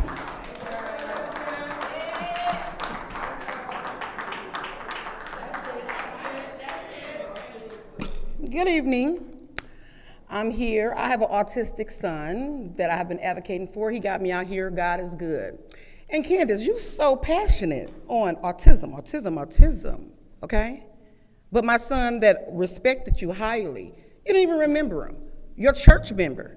That I do, I'm very open-minded. I give him freedom of choice. That's why I can bring him down here to these meetings. But you so passionate. Oh, autism. He's 31 years old, but you only remember him only if he's in church. Ain't that amazing? My son right now, addicted to meth, 31. And I'm a mother out here. But church members, guess what you're supposed to do? You're supposed to care outside of church. So autism, when you speak on autism, shut the fuck up. Because you don't know. Madam Clerk, please cut her mic. I'll hold it. According to Rule 29.8, any person at a council meeting may be called to order by the president or council member for failure to be germane, for vulgarity, or for speaking in excess of the allotted time, or any other violations of these rules. Any person who is called to order shall yield the floor until the chair shall have determined whether he or she is in order. If a person determined to be out of order, that person must yield the floor and forfeit any remaining time. Thank you for your time. Next public speaker. Madam Chair, I appeal the ruling of the chair. All right, there is an appeal to the ruling, and there was a support. It was appealed by the councilwoman in the 6th ward and properly supported by the councilwoman in the 5th ward. Please place 1 minute on the clock for the councilwoman in the 6th ward. So when people up here call big sleazy and everything else, you're quiet. You're quiet. But she has said a word, and unfortunately, y'all call us that, and you've used that word, Madam Vice President. And so you can't say that these are words that you haven't heard or even used in these council chambers. So when people are sitting, you want us to sit here quietly, and Doug said things that every week, but he's a 7th Ward resident, you support him, and that's that. But you didn't bring him to, 29.2, you didn't read that for him. And so there's a different treatment. What is your point? Just for her information, I did call him out on that. Please continue her time. So I think that word has been used, because you used it towards Councilwoman Winfrey Carter in April of 2024. So, let's move on. It's a new day. People voted. Let them speak. Thank you. It is now my time, on. Madam Clerk. So let's be very clear. I read the rule 29.8, and 29.9 says any person who is called to order shall yield the floor until the chair shall have determined whether or not she is in order. If a person determined to be out of order, that person must yield the floor and forfeit any remaining time. The chair, that would be me, has made her determination. The rule is the rule. And I also want to correct you, because when Mr. Matthews cursed, I was the one who brought it to Judy's attention. But thank you for knowing everything. Roll call, Madam Clerk. Mr. Alamin is not in. Dr. Lewis? No. Ms. Priestley? No. Ms. Winfrey Carter? Yes. Ms. Burns? Yes. Ms. Mashat? No. Mr. Pfeiffer? Yes. Mr. Jarrett? Yes. The vote is 4 yes, 3 no. The vote is 4 yes, 3 no. The ruling of the chair stands. Next, public speaker, Madam Clerk.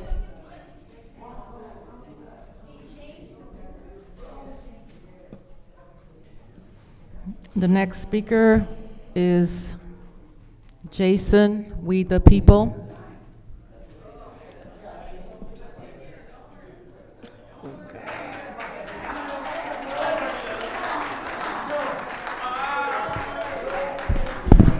Hey, guess what? This is the first time I've ever gave consent, kinda.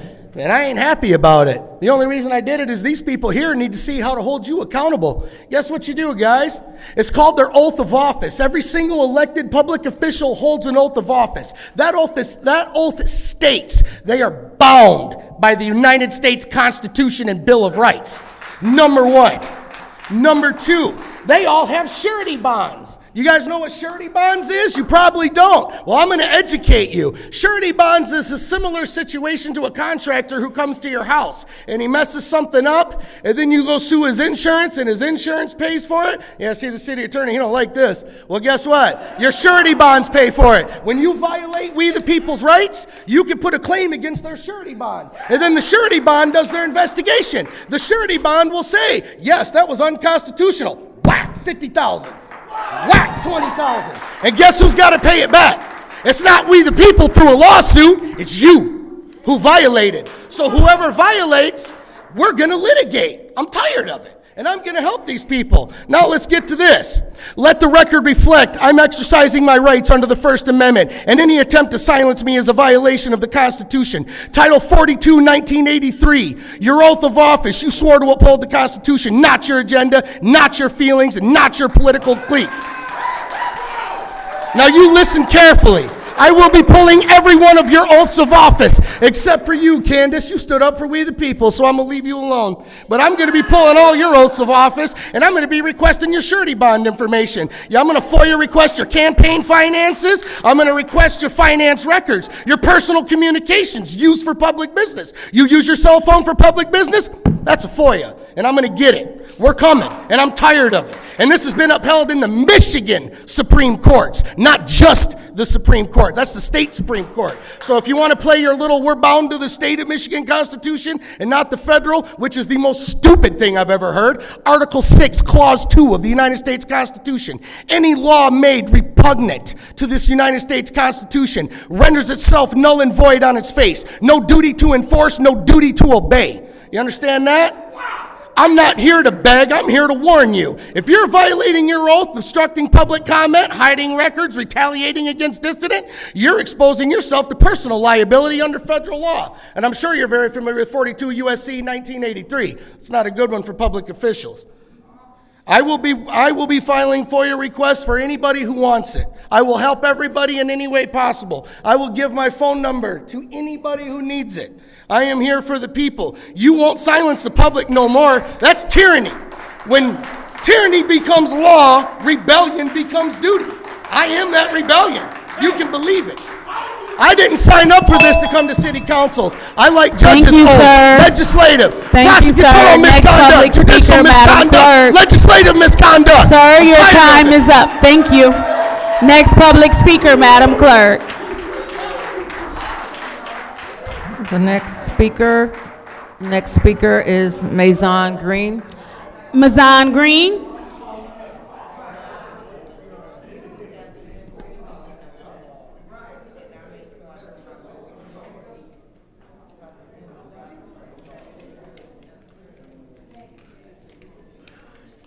I decided that I was going to come up here and bring my backpack, my water bottle, and my keys. Because, excuse me, I have sat there, I have not uttered one word when no one else was speaking. I have decided I was going to bring my backpack, my water bottle, and my keys because I might get put out of here. I just want to say, when the doctor was up here speaking about his program, it hurt my feelings. And look, I can say I don't always agree with a lot of council people up here, and some know more than, but when I agree with a council person that I know I don't usually agree with, is something wrong. I stopped coming down here to these meetings to protect my peace and to keep myself out of jail. When the doctor was speaking on the autistic kids, it struck a nerve with me. Well, why? Not only because do I have a nephew that don't live nowhere near Michigan with a special need, I work in the field. Every day, 8 to 5 o'clock, I deal with special need individuals. And if you don't work in the field, shut your mouth. Shut your damn mouth. If you don't work with these people, they start off as the little people and they grow up to be the big people, the grown people, 25, 26, 32, 42, 52, 78 with autism and other special needs that I'm dealing with and I'm trying to get on track. And for people to be and so what if it's in the city of Flint? These monies, I don't give a damn. I try to pay my bills. Look, behind on bills, shit being cut off, all of that. I'm not coming down here begging council for a dime. And look, it don't matter to me. What matters to me is that people being so selfish because you don't really deal with a person with autism or a special need. I don't care. I don't either. But from 8 to 5 every day, I'm paid to deal with them. And look, regardless if I got paid or not, I'ma still deal with them. And for people to say, oh, the city of Flint, those people leave those other communities and come into the city of Flint, where I have to try to fix them. And there's no fixing but to help them and to support them instead of throwing them away. I think it's a bunch of bullshit that you won't get them. Thank you. That is your time. Next public speaker, Madam Clerk. The final speaker for this meeting is Mary Wright. Mary Wright. Are you saying Mary Wright or Bright? Right. Mary Wright. That is it. Seeing as how that was the final public speaker, is there anyone who wishes to speak during council response? Madam Chair. Councilwoman in the 2nd Ward. Thank you. And Ms. Green, I just want to comment to your passion about dealing with the autistic community. You know, it looks like it's something bigger than money, because when the Flint Institute of Music came, they answered every single question that we had. They had a concern that this money was going to service outside Flint residents. They were told that it will not. They had concerns that this money could come from an endowment fund because they had millions and millions of dollars. We were told that they could not, that could not. So every concern that was addressed, and every concern that they had, it was addressed, but they still chose to vote against this program that deals with kids with special needs. This is what happened in real time. So I understand the frustration when you deal with this community day in and day out. I understand when you can actually see, touch, and feel the people who will receive these funds. I understand that. And I also understand, you know, this precedent was set forth by our colleagues, the councilmen in the 9th Ward and the 8th Ward. They want to know specifically, are these dollars only going to Flint residents? But then all of a sudden, they wanted to switch it up when it came down to St. Mark. But now we want to go back to when it's Flint Institute of Music. At the end of the day, we stand on what we stand on. St. Mark's admitted that they service people in Flushing and outside the city in Flint with his voice. So therefore, according to Mr. Jarrett, they don't qualify for the money because that money's meant for Flint. It's unfortunate that we can't service our special needs children. We are failing our young people, but I tell you who didn't, the people that voted in favor of that program. So please continue to fight, and I hope more residents come down here like you. Thank you. Is there anyone else who wishes to speak during council response? Seeing as how there's no one else who wishes to speak during council response, I'll take my time. Ms. Tanya Jones, I believe she's still in the hallway. I believe I addressed this last week when I said, or maybe 2 weeks ago, when I said that I did know your son.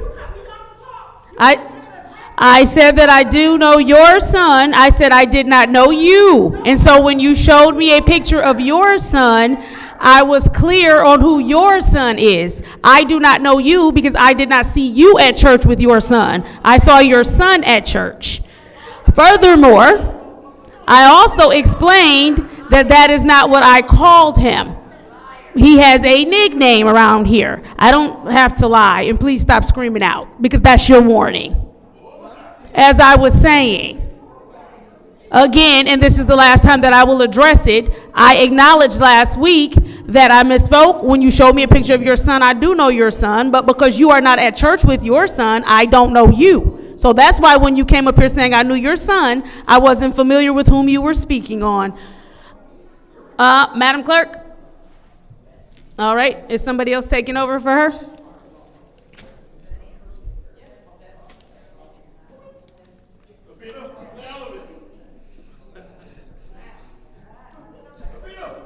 She went to go turn the light on.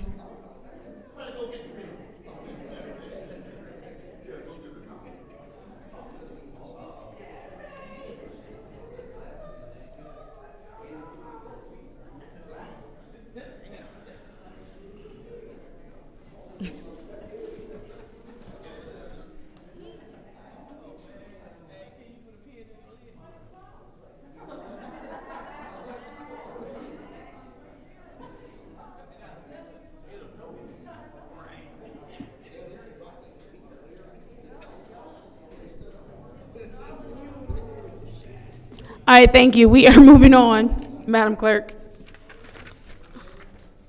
We're at a roll call. Sorry. We are moving on to the consent agenda. What is the pleasure of the body? Councilwoman in the 4th Ward. I move to send the consent agenda to council. It's been moved and properly supported. Can we separate? Go ahead. All right, we're going to separate this item. The Economic Development team has asked that this stay in here until the next committee meeting. So if someone can make that motion. Madam Chair. Councilwoman in the 4th Ward. Make a motion to keep 250148 in council. I mean, in legislative. Roll call. It's been moved by the councilwoman in the 4th Ward, supported by the councilman in the 1st Ward. Roll call, Madam Clerk. Dr. Lewis? Yes. Ms. Priestley? Yes. Ms. Winfrey Carter is not in. Ms. Burns? Yes. Ms. Mashat? Yes. Mr. Pfeiffer? Mr. Jarrett? Yes. Mr. Alamin? Vote is 7 yes, 0 no. The vote is 7 yes, 0 no. So ordinance 250148-T, which is the ordinance code amendment, ordinance chapter 25, community development, article 1, community benefits agreement, section 25-1 to 25-7, stays here in legislative committee. What is the pleasure of the body? There's been a motion to adjourn by the councilman in the 8th Ward. Is there support? Moved and properly supported by the councilman in the 1st Ward. Roll call, Madam Clerk. Ms. Priestley? Yes. Ms. Winfrey Carter is not in. Ms. Burns? Yes. Ms. Mashat? Yes. Mr. Pfeiffer? Yes. Mr. Jarrett? Yes. Mr. Alamin? Yes. Dr. Lewis? Yes. Vote is 7 yes, 0 no. The vote is 7 yes, 0 no. The time is now 7:06 p.m. This legislative committee meeting is adjourned.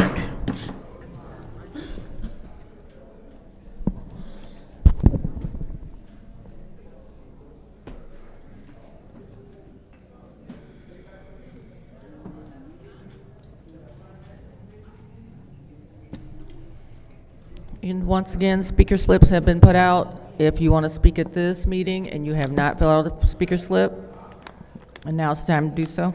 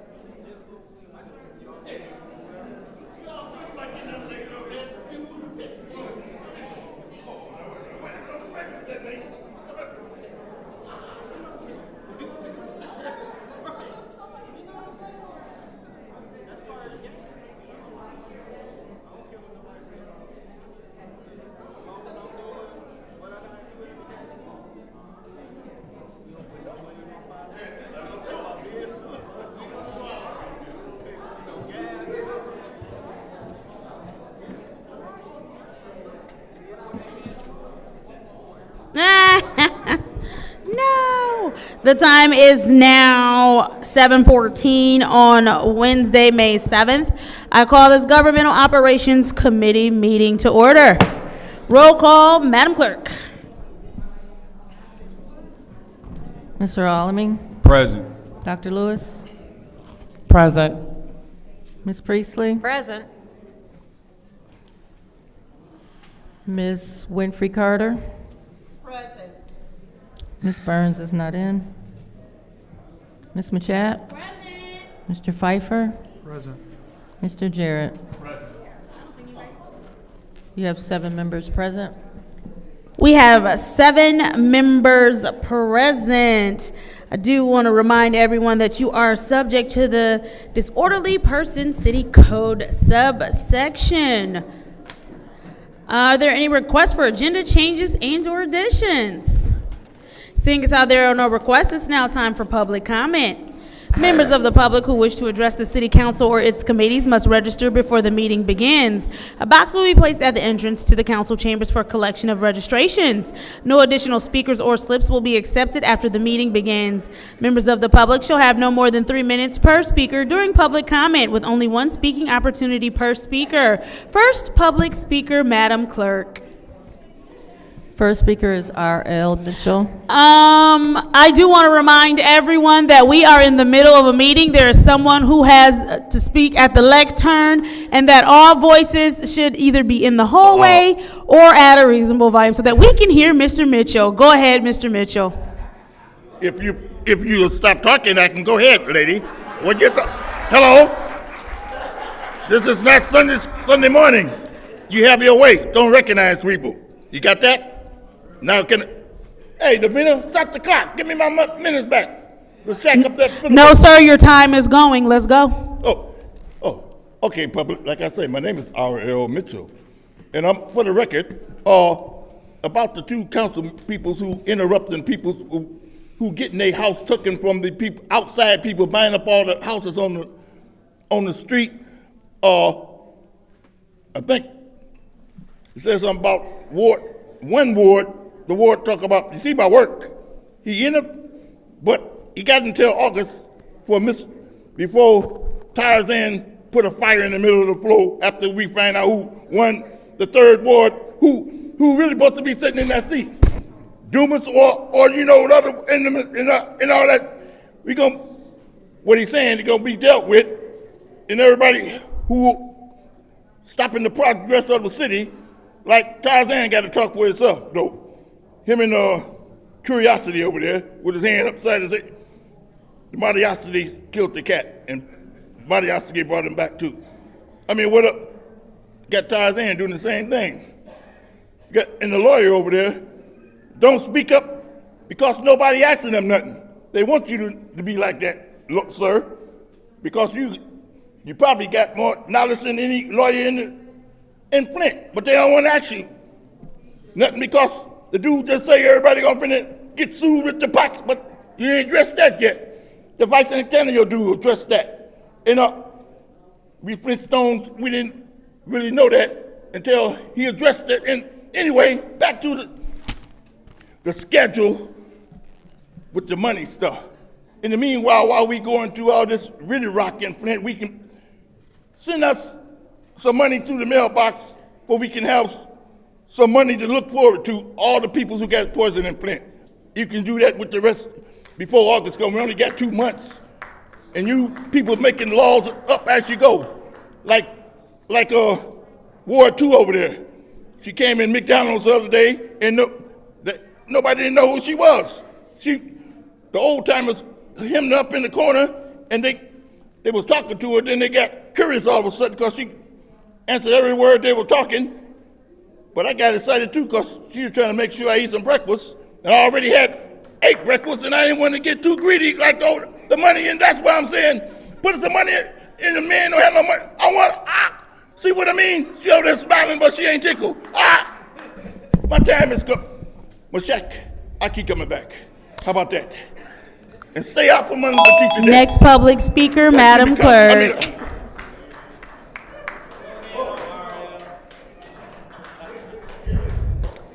Next speaker, is Renee Anderson. You said Renee Anderson? I believe she is gone. Next public speaker. Carolyn and George Grundy, I believe they're not in. I believe they left as well. Next public speaker. Doug Matthews is not in. He left as well. Next public speaker. Lottie Durrett. She left as well. Next public speaker. Gladys Williamson. Gladys Williamson.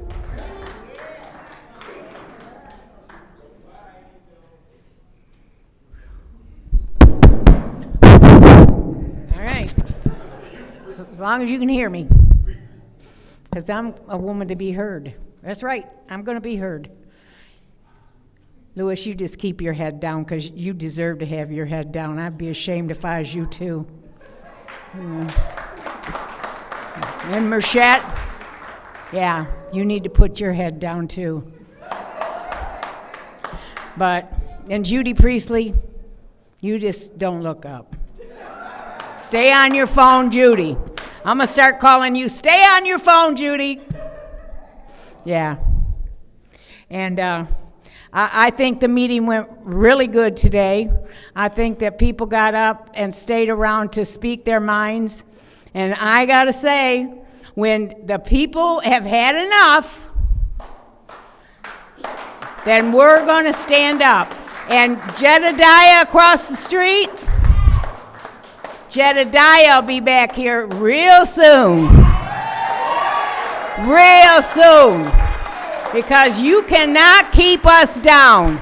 And Miss Beverly Biggs winning her primary, yeah. There's going to be a new sheriff in town. And then you despicable four, then you're going to see your day coming. Because those seats do not have your name on them. Those seats belong to the people of Flint. And we're going to take them back. Because the seats don't belong to you. They belong to us. And when you start caring about the people of Flint, instead of what's going in your back pocket,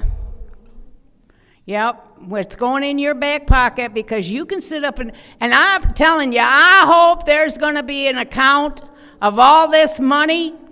When we get the 5 people in, that we can get an account for all the money that's been spent. I hope to see you, nasty four, sitting right over there where Jedediah's at. That's a fact. A fact. And you, Mr. Leon, you can sit there with your smirk in your face, but you know what?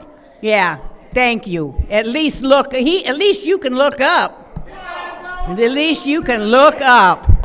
But you know what? You people are going to get what you got coming to you. Bunch of skanks. Next public speaker, Madam Clerk. The next speaker is Beverly Biggs Levy. The next speaker is Beverly Biggs Levy. She has declined. Next public speaker. Next speaker is Corey Moore. Corey Moore has left the building. Next public speaker. Next speaker is James Moore. James Moore.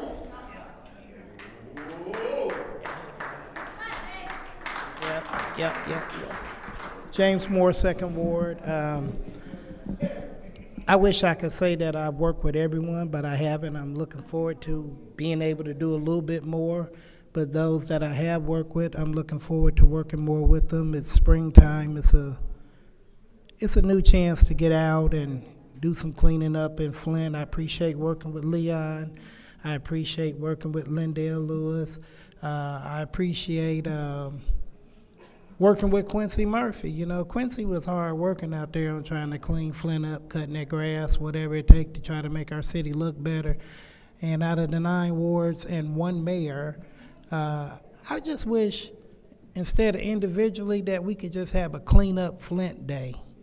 It'll look so much more better Would if we just cleaned up in front of our own house, it would help this city look a hell of a lot better. So I'm looking forward to working with you all and working with our residents because we live here, no one else do. Let's clean Flint up. Thank you. Thank you. Next public speaker, Madam Clerk. Next speaker is Tanya Jones. Tanya Jones, I believe she left. Next public speaker. Next speaker is Jason We the People. I'm sorry, what was that? Jason We the People. Please do not yell out. Madam Clerk, what was that? Jason We the People. Jason We the People. All right. So I want to start this by giving you guys a little bit of help right here. You think you can silence we the people because we cuss? Are you kidding me?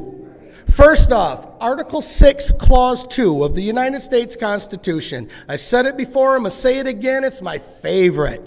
Any law made repugnant to the United States Constitution renders itself null and void on its face, no duty to enforce, no duty to obey. Let's get into the First Amendment.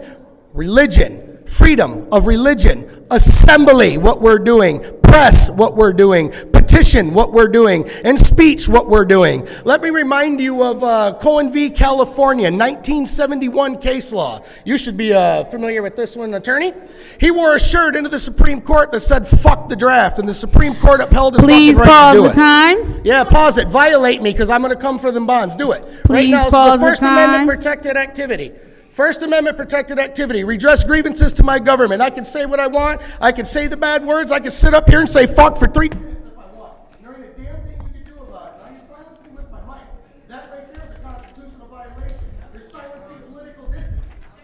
Mr. We the People. Yeah, I'm here. Perfect.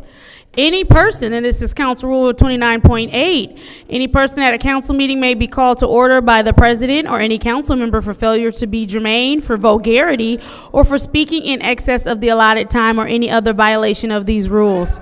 Rule 29.9, can we please, officers?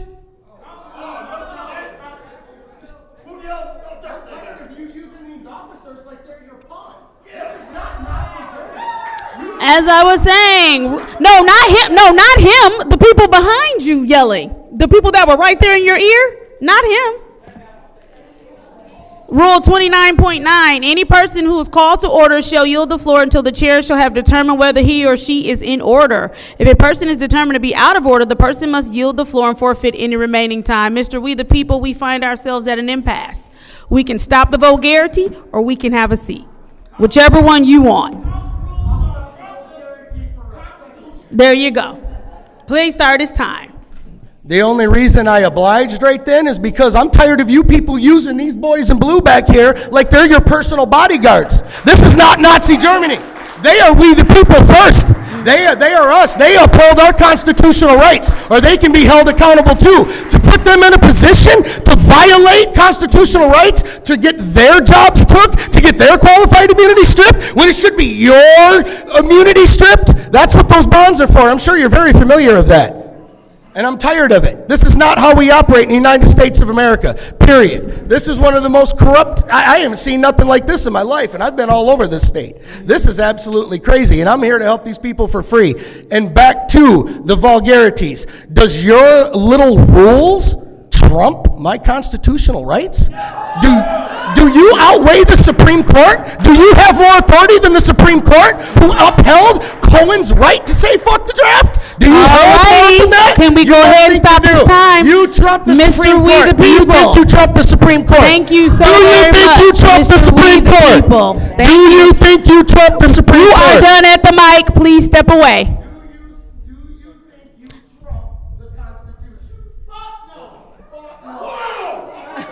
Officer.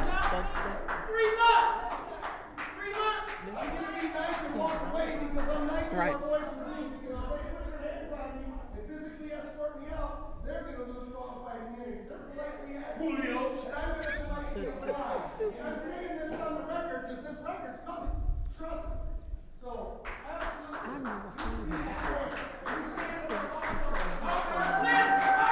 Oh, and he got time.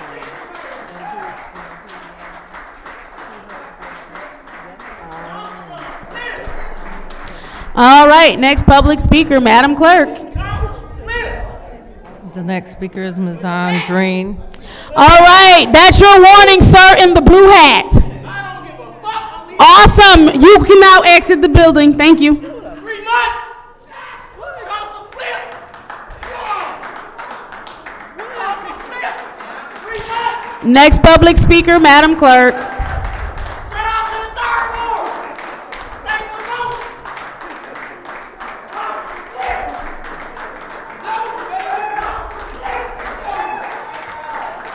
Next public speaker, Madam Clerk. The next speaker is Ms. Ann Green. I believe she left. Next public speaker. The next speaker is Mary Wright. You said Mary Bright? Mary Wright.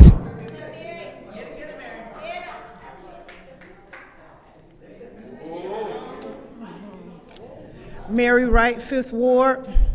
Got a question for all the council members. How long are you guys gonna let everybody that decide to come here to get a penny? I'm sorry, here? can you please pause the time because they're interrupting her time.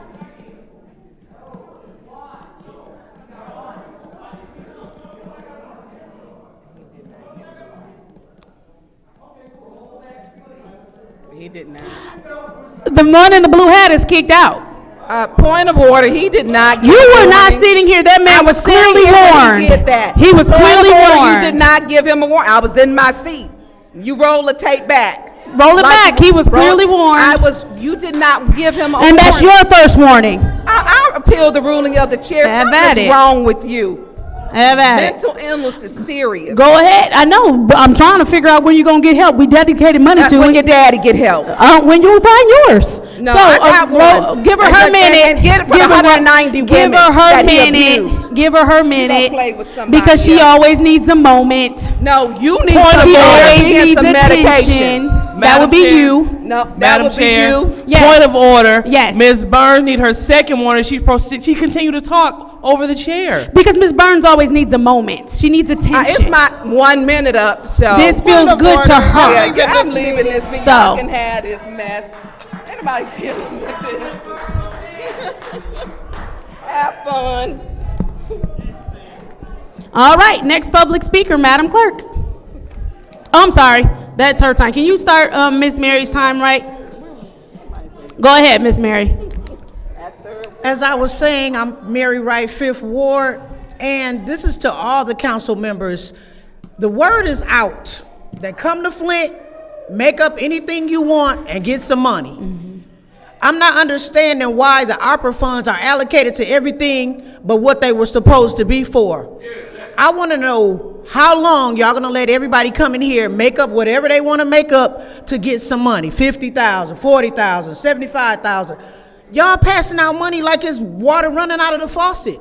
We need the money here. We, the people in this city, need that money. That's what it was allocated for. Not to pass out to every little whoever come up here. I'm making t-shirts. I need 50,000. Y'all granting it. Stop. It's enough. We need it here. It's so many dilapidated buildings around here. The blight is horrible. We walked the streets the other day. So much blight. Where's the money going? Stop letting it go out the window, people. We need it right here. And if y'all ain't letting it go out the window, you slide it in your pocket. Stop. Put the money where it goes. We here in Flint need that money. You can see, drive around. Any neighborhood you choose. You can tell we need the money. Stop giving it to everybody else. Y'all passing it out frivolous, just any and everybody.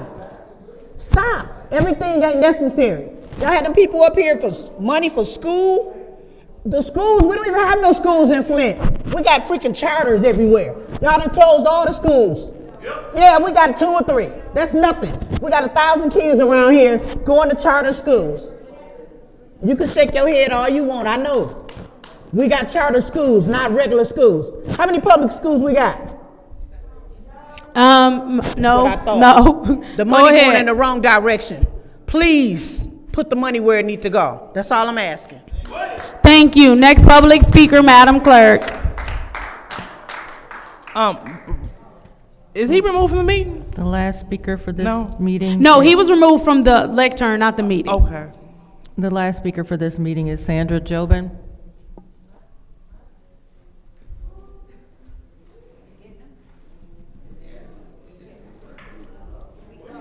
Good evening. Is this on? Just want to make sure you can hear me. Can you hear me? Yes. Oh, okay. Good.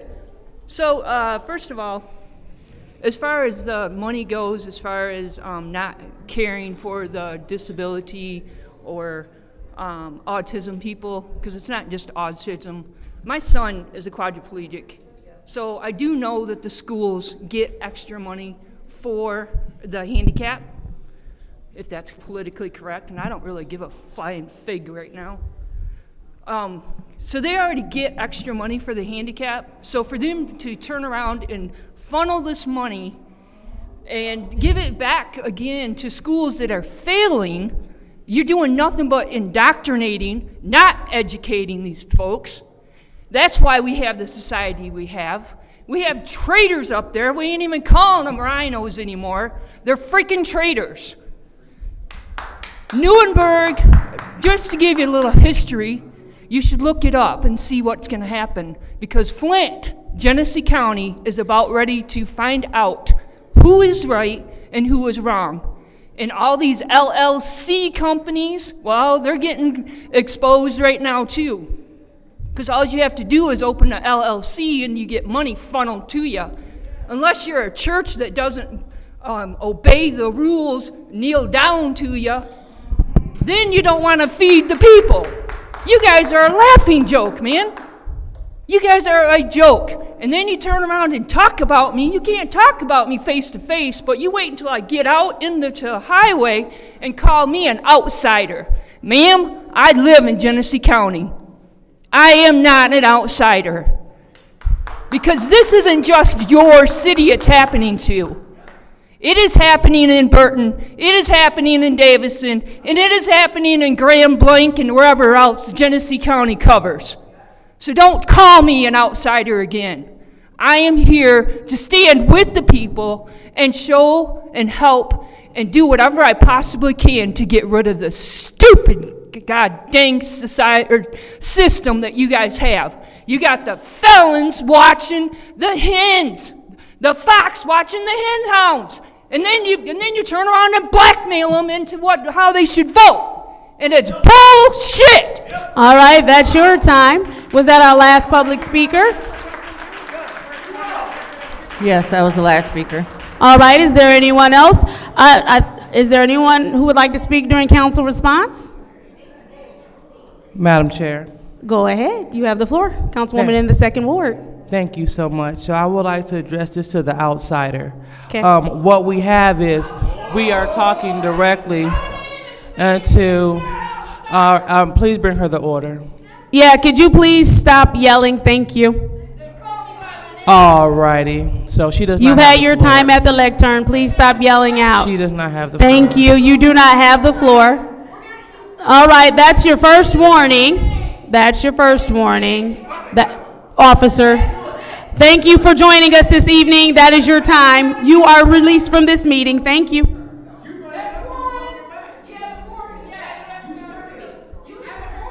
I literally said that's your first warning.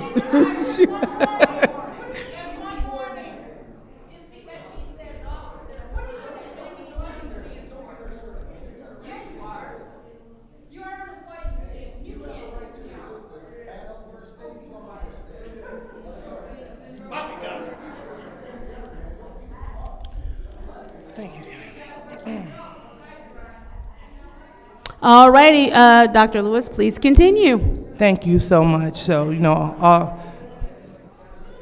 although I would like to entertain such, I would like for our guests to be mindful that any gripe that she may have, that she's at leisure to take it up with the county commissioners which serve the entire Genesee County.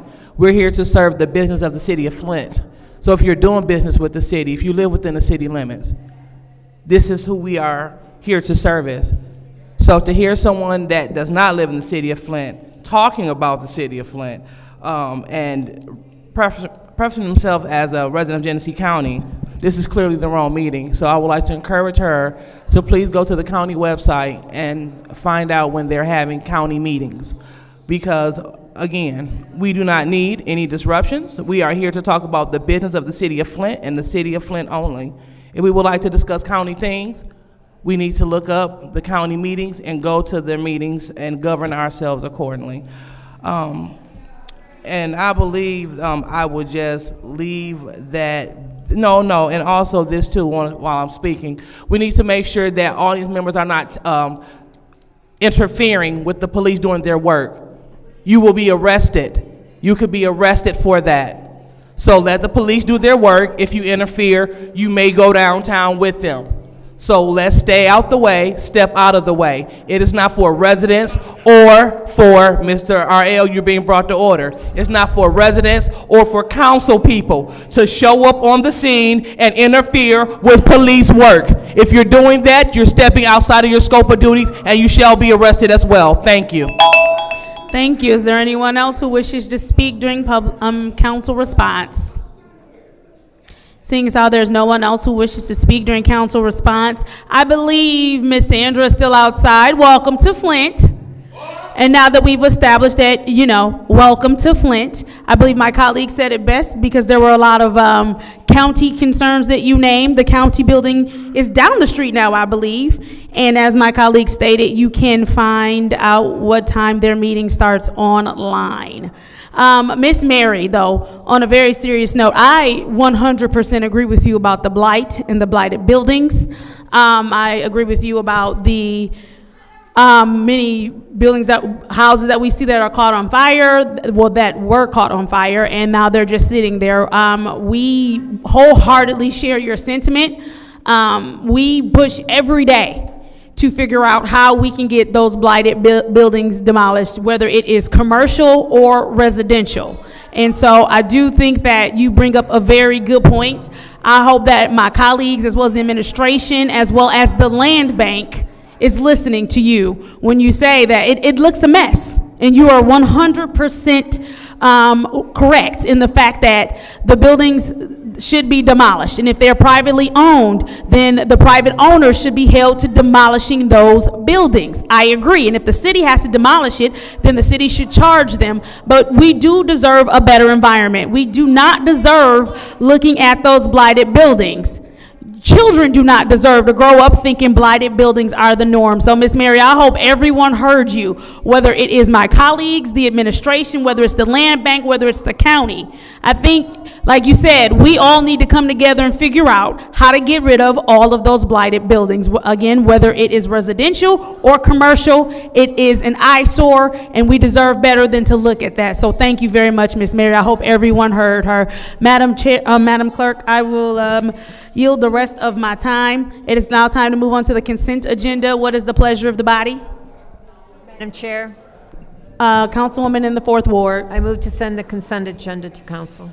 It's been moved by the councilwoman in the 4th Ward and supported by the councilman in the 1st Ward. Are there any separations? Complete separations called for by the councilman in the 8th Ward. So as we move on to Resolution 250118-T, which is the charitable gaming license for Uncle Phil's Adventures in Philanthropy. What is the pleasure of the body? Madam Chair. Councilwoman in the 4th Ward. Move to council. Okay, it's been moved to council. Is there support? Moved and properly supported by the councilman in the 1st Ward. Is there discussion? Madam Chair. Councilman in the 8th Ward, you have the floor. Is there anyone here to speak on this? Is there anyone here who can speak on the charitable gaming license for Uncle Phil's Adventure in Philanthropy? I don't believe there is, Councilman. Okay, I yield. All righty. Is there anyone else who wishes to speak in the first round of discussion? Madam Chair. Councilwoman in the 4th Ward. Yes, from my recollection, Uncle Phil's Adventures in Philanthropy only needs a gaming license because he is holding an event inside the city. They are not servicing the residents of the city, as far as I know. If they are, okay, great, I'm glad with that. But they do have other things that they service, and all we need to do is approve that they are, that we will give them the opportunity to do that fundraiser. Are you yielding? Thank you. Is there anyone else in the first round of discussion? Seeing as how there is no one else in the first round of discussion, I do believe our colleagues' concern is they at least want to talk to them and know about the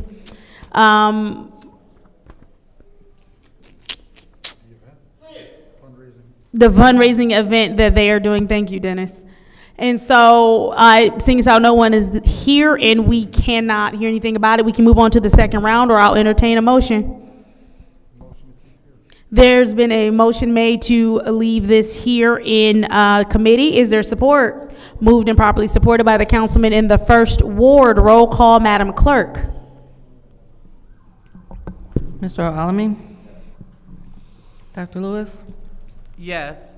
Ms. Priestley? Yes. Ms. Winfrey Carter is not in. Ms. Burns is not in.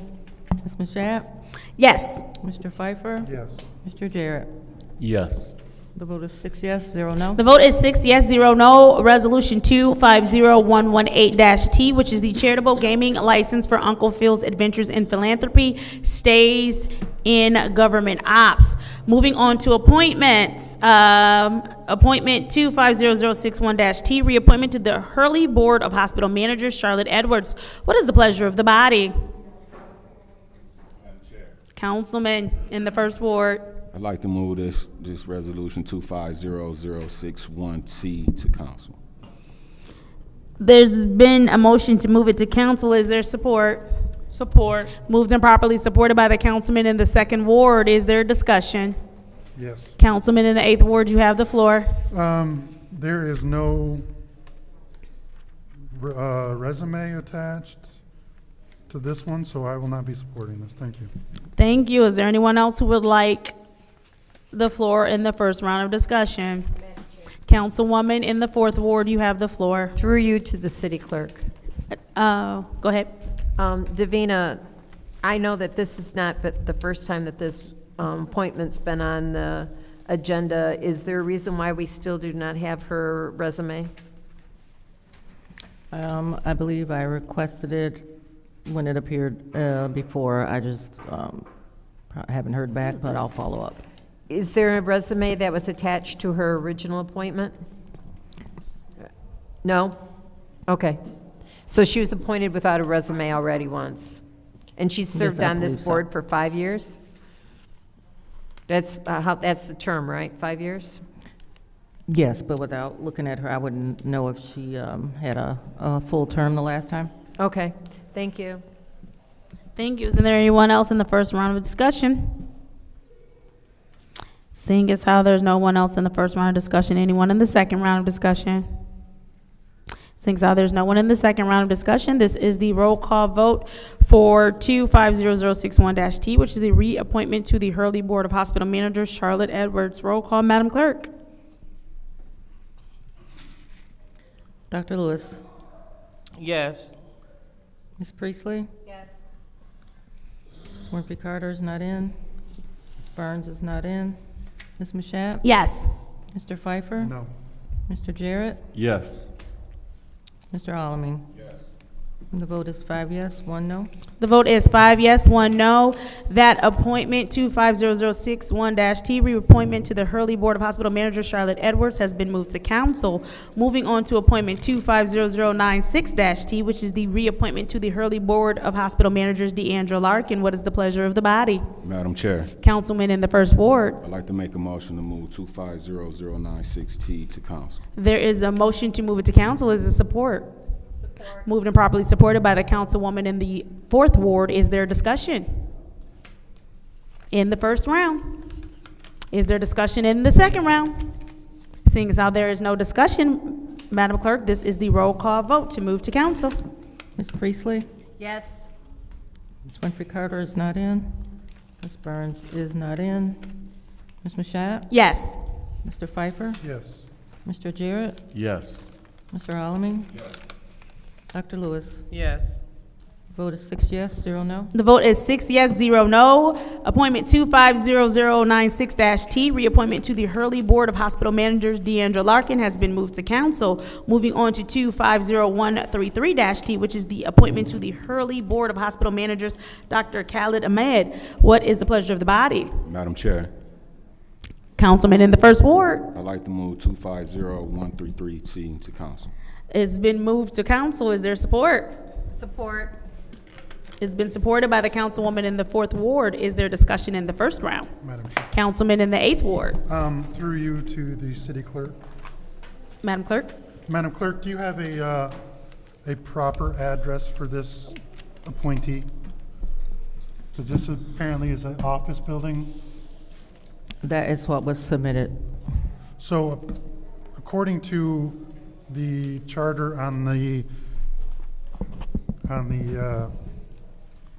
according to the charter on the hospital board, that these should be Flint residents unless there's an absolute reason it shouldn't be. This is an office building. I don't know where this person lives. And according to the charter also, it says there's a maximum number of people on this board that can be in the medical field. And Madam Clerk, do you know how many people on the board are in the medical field?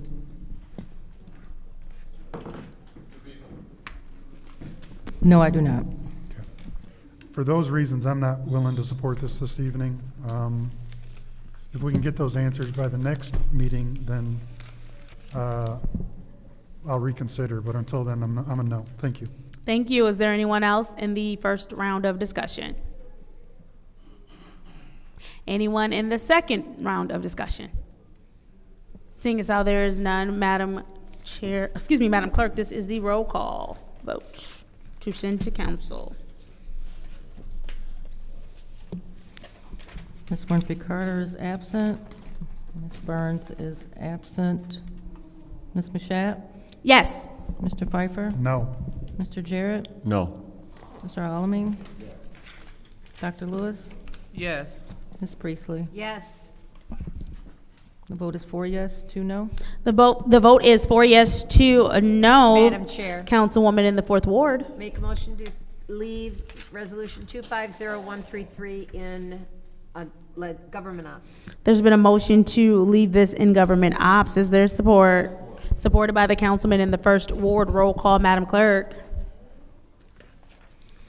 Ms. Burns is absent. Ms. Mashat? Yes. Mr. Pfeiffer? Yes. Mr. Jarrett? Yes. Mr. Alamin? Yes. Dr. Lewis? Yes. Ms. Priestley? Yes. Ms. Winfrey Carter is absent. The vote is 6 yes, 0 no. The vote is 6 yes, 0 no. That appointment stays in committee. There's been a motion to adjourn by the councilman in the 8th ward. Is there support by the councilwoman in the 4th ward? Roll call, Madam Clerk. Ms. Mashat? Yes. Mr. Pfeiffer? Yes. Mr. Jarrett? Yes. Mr. Alamin? Yes. Dr. Lewis? Yes. Ms. Priestley? Yes. Ms. Winfrey Carter is absent. Ms. Burns is absent. The vote is 6 yes, 0 no. The vote is 6 yes, 0 no. The time is now 7:52 p.m. I call this meeting adjourned.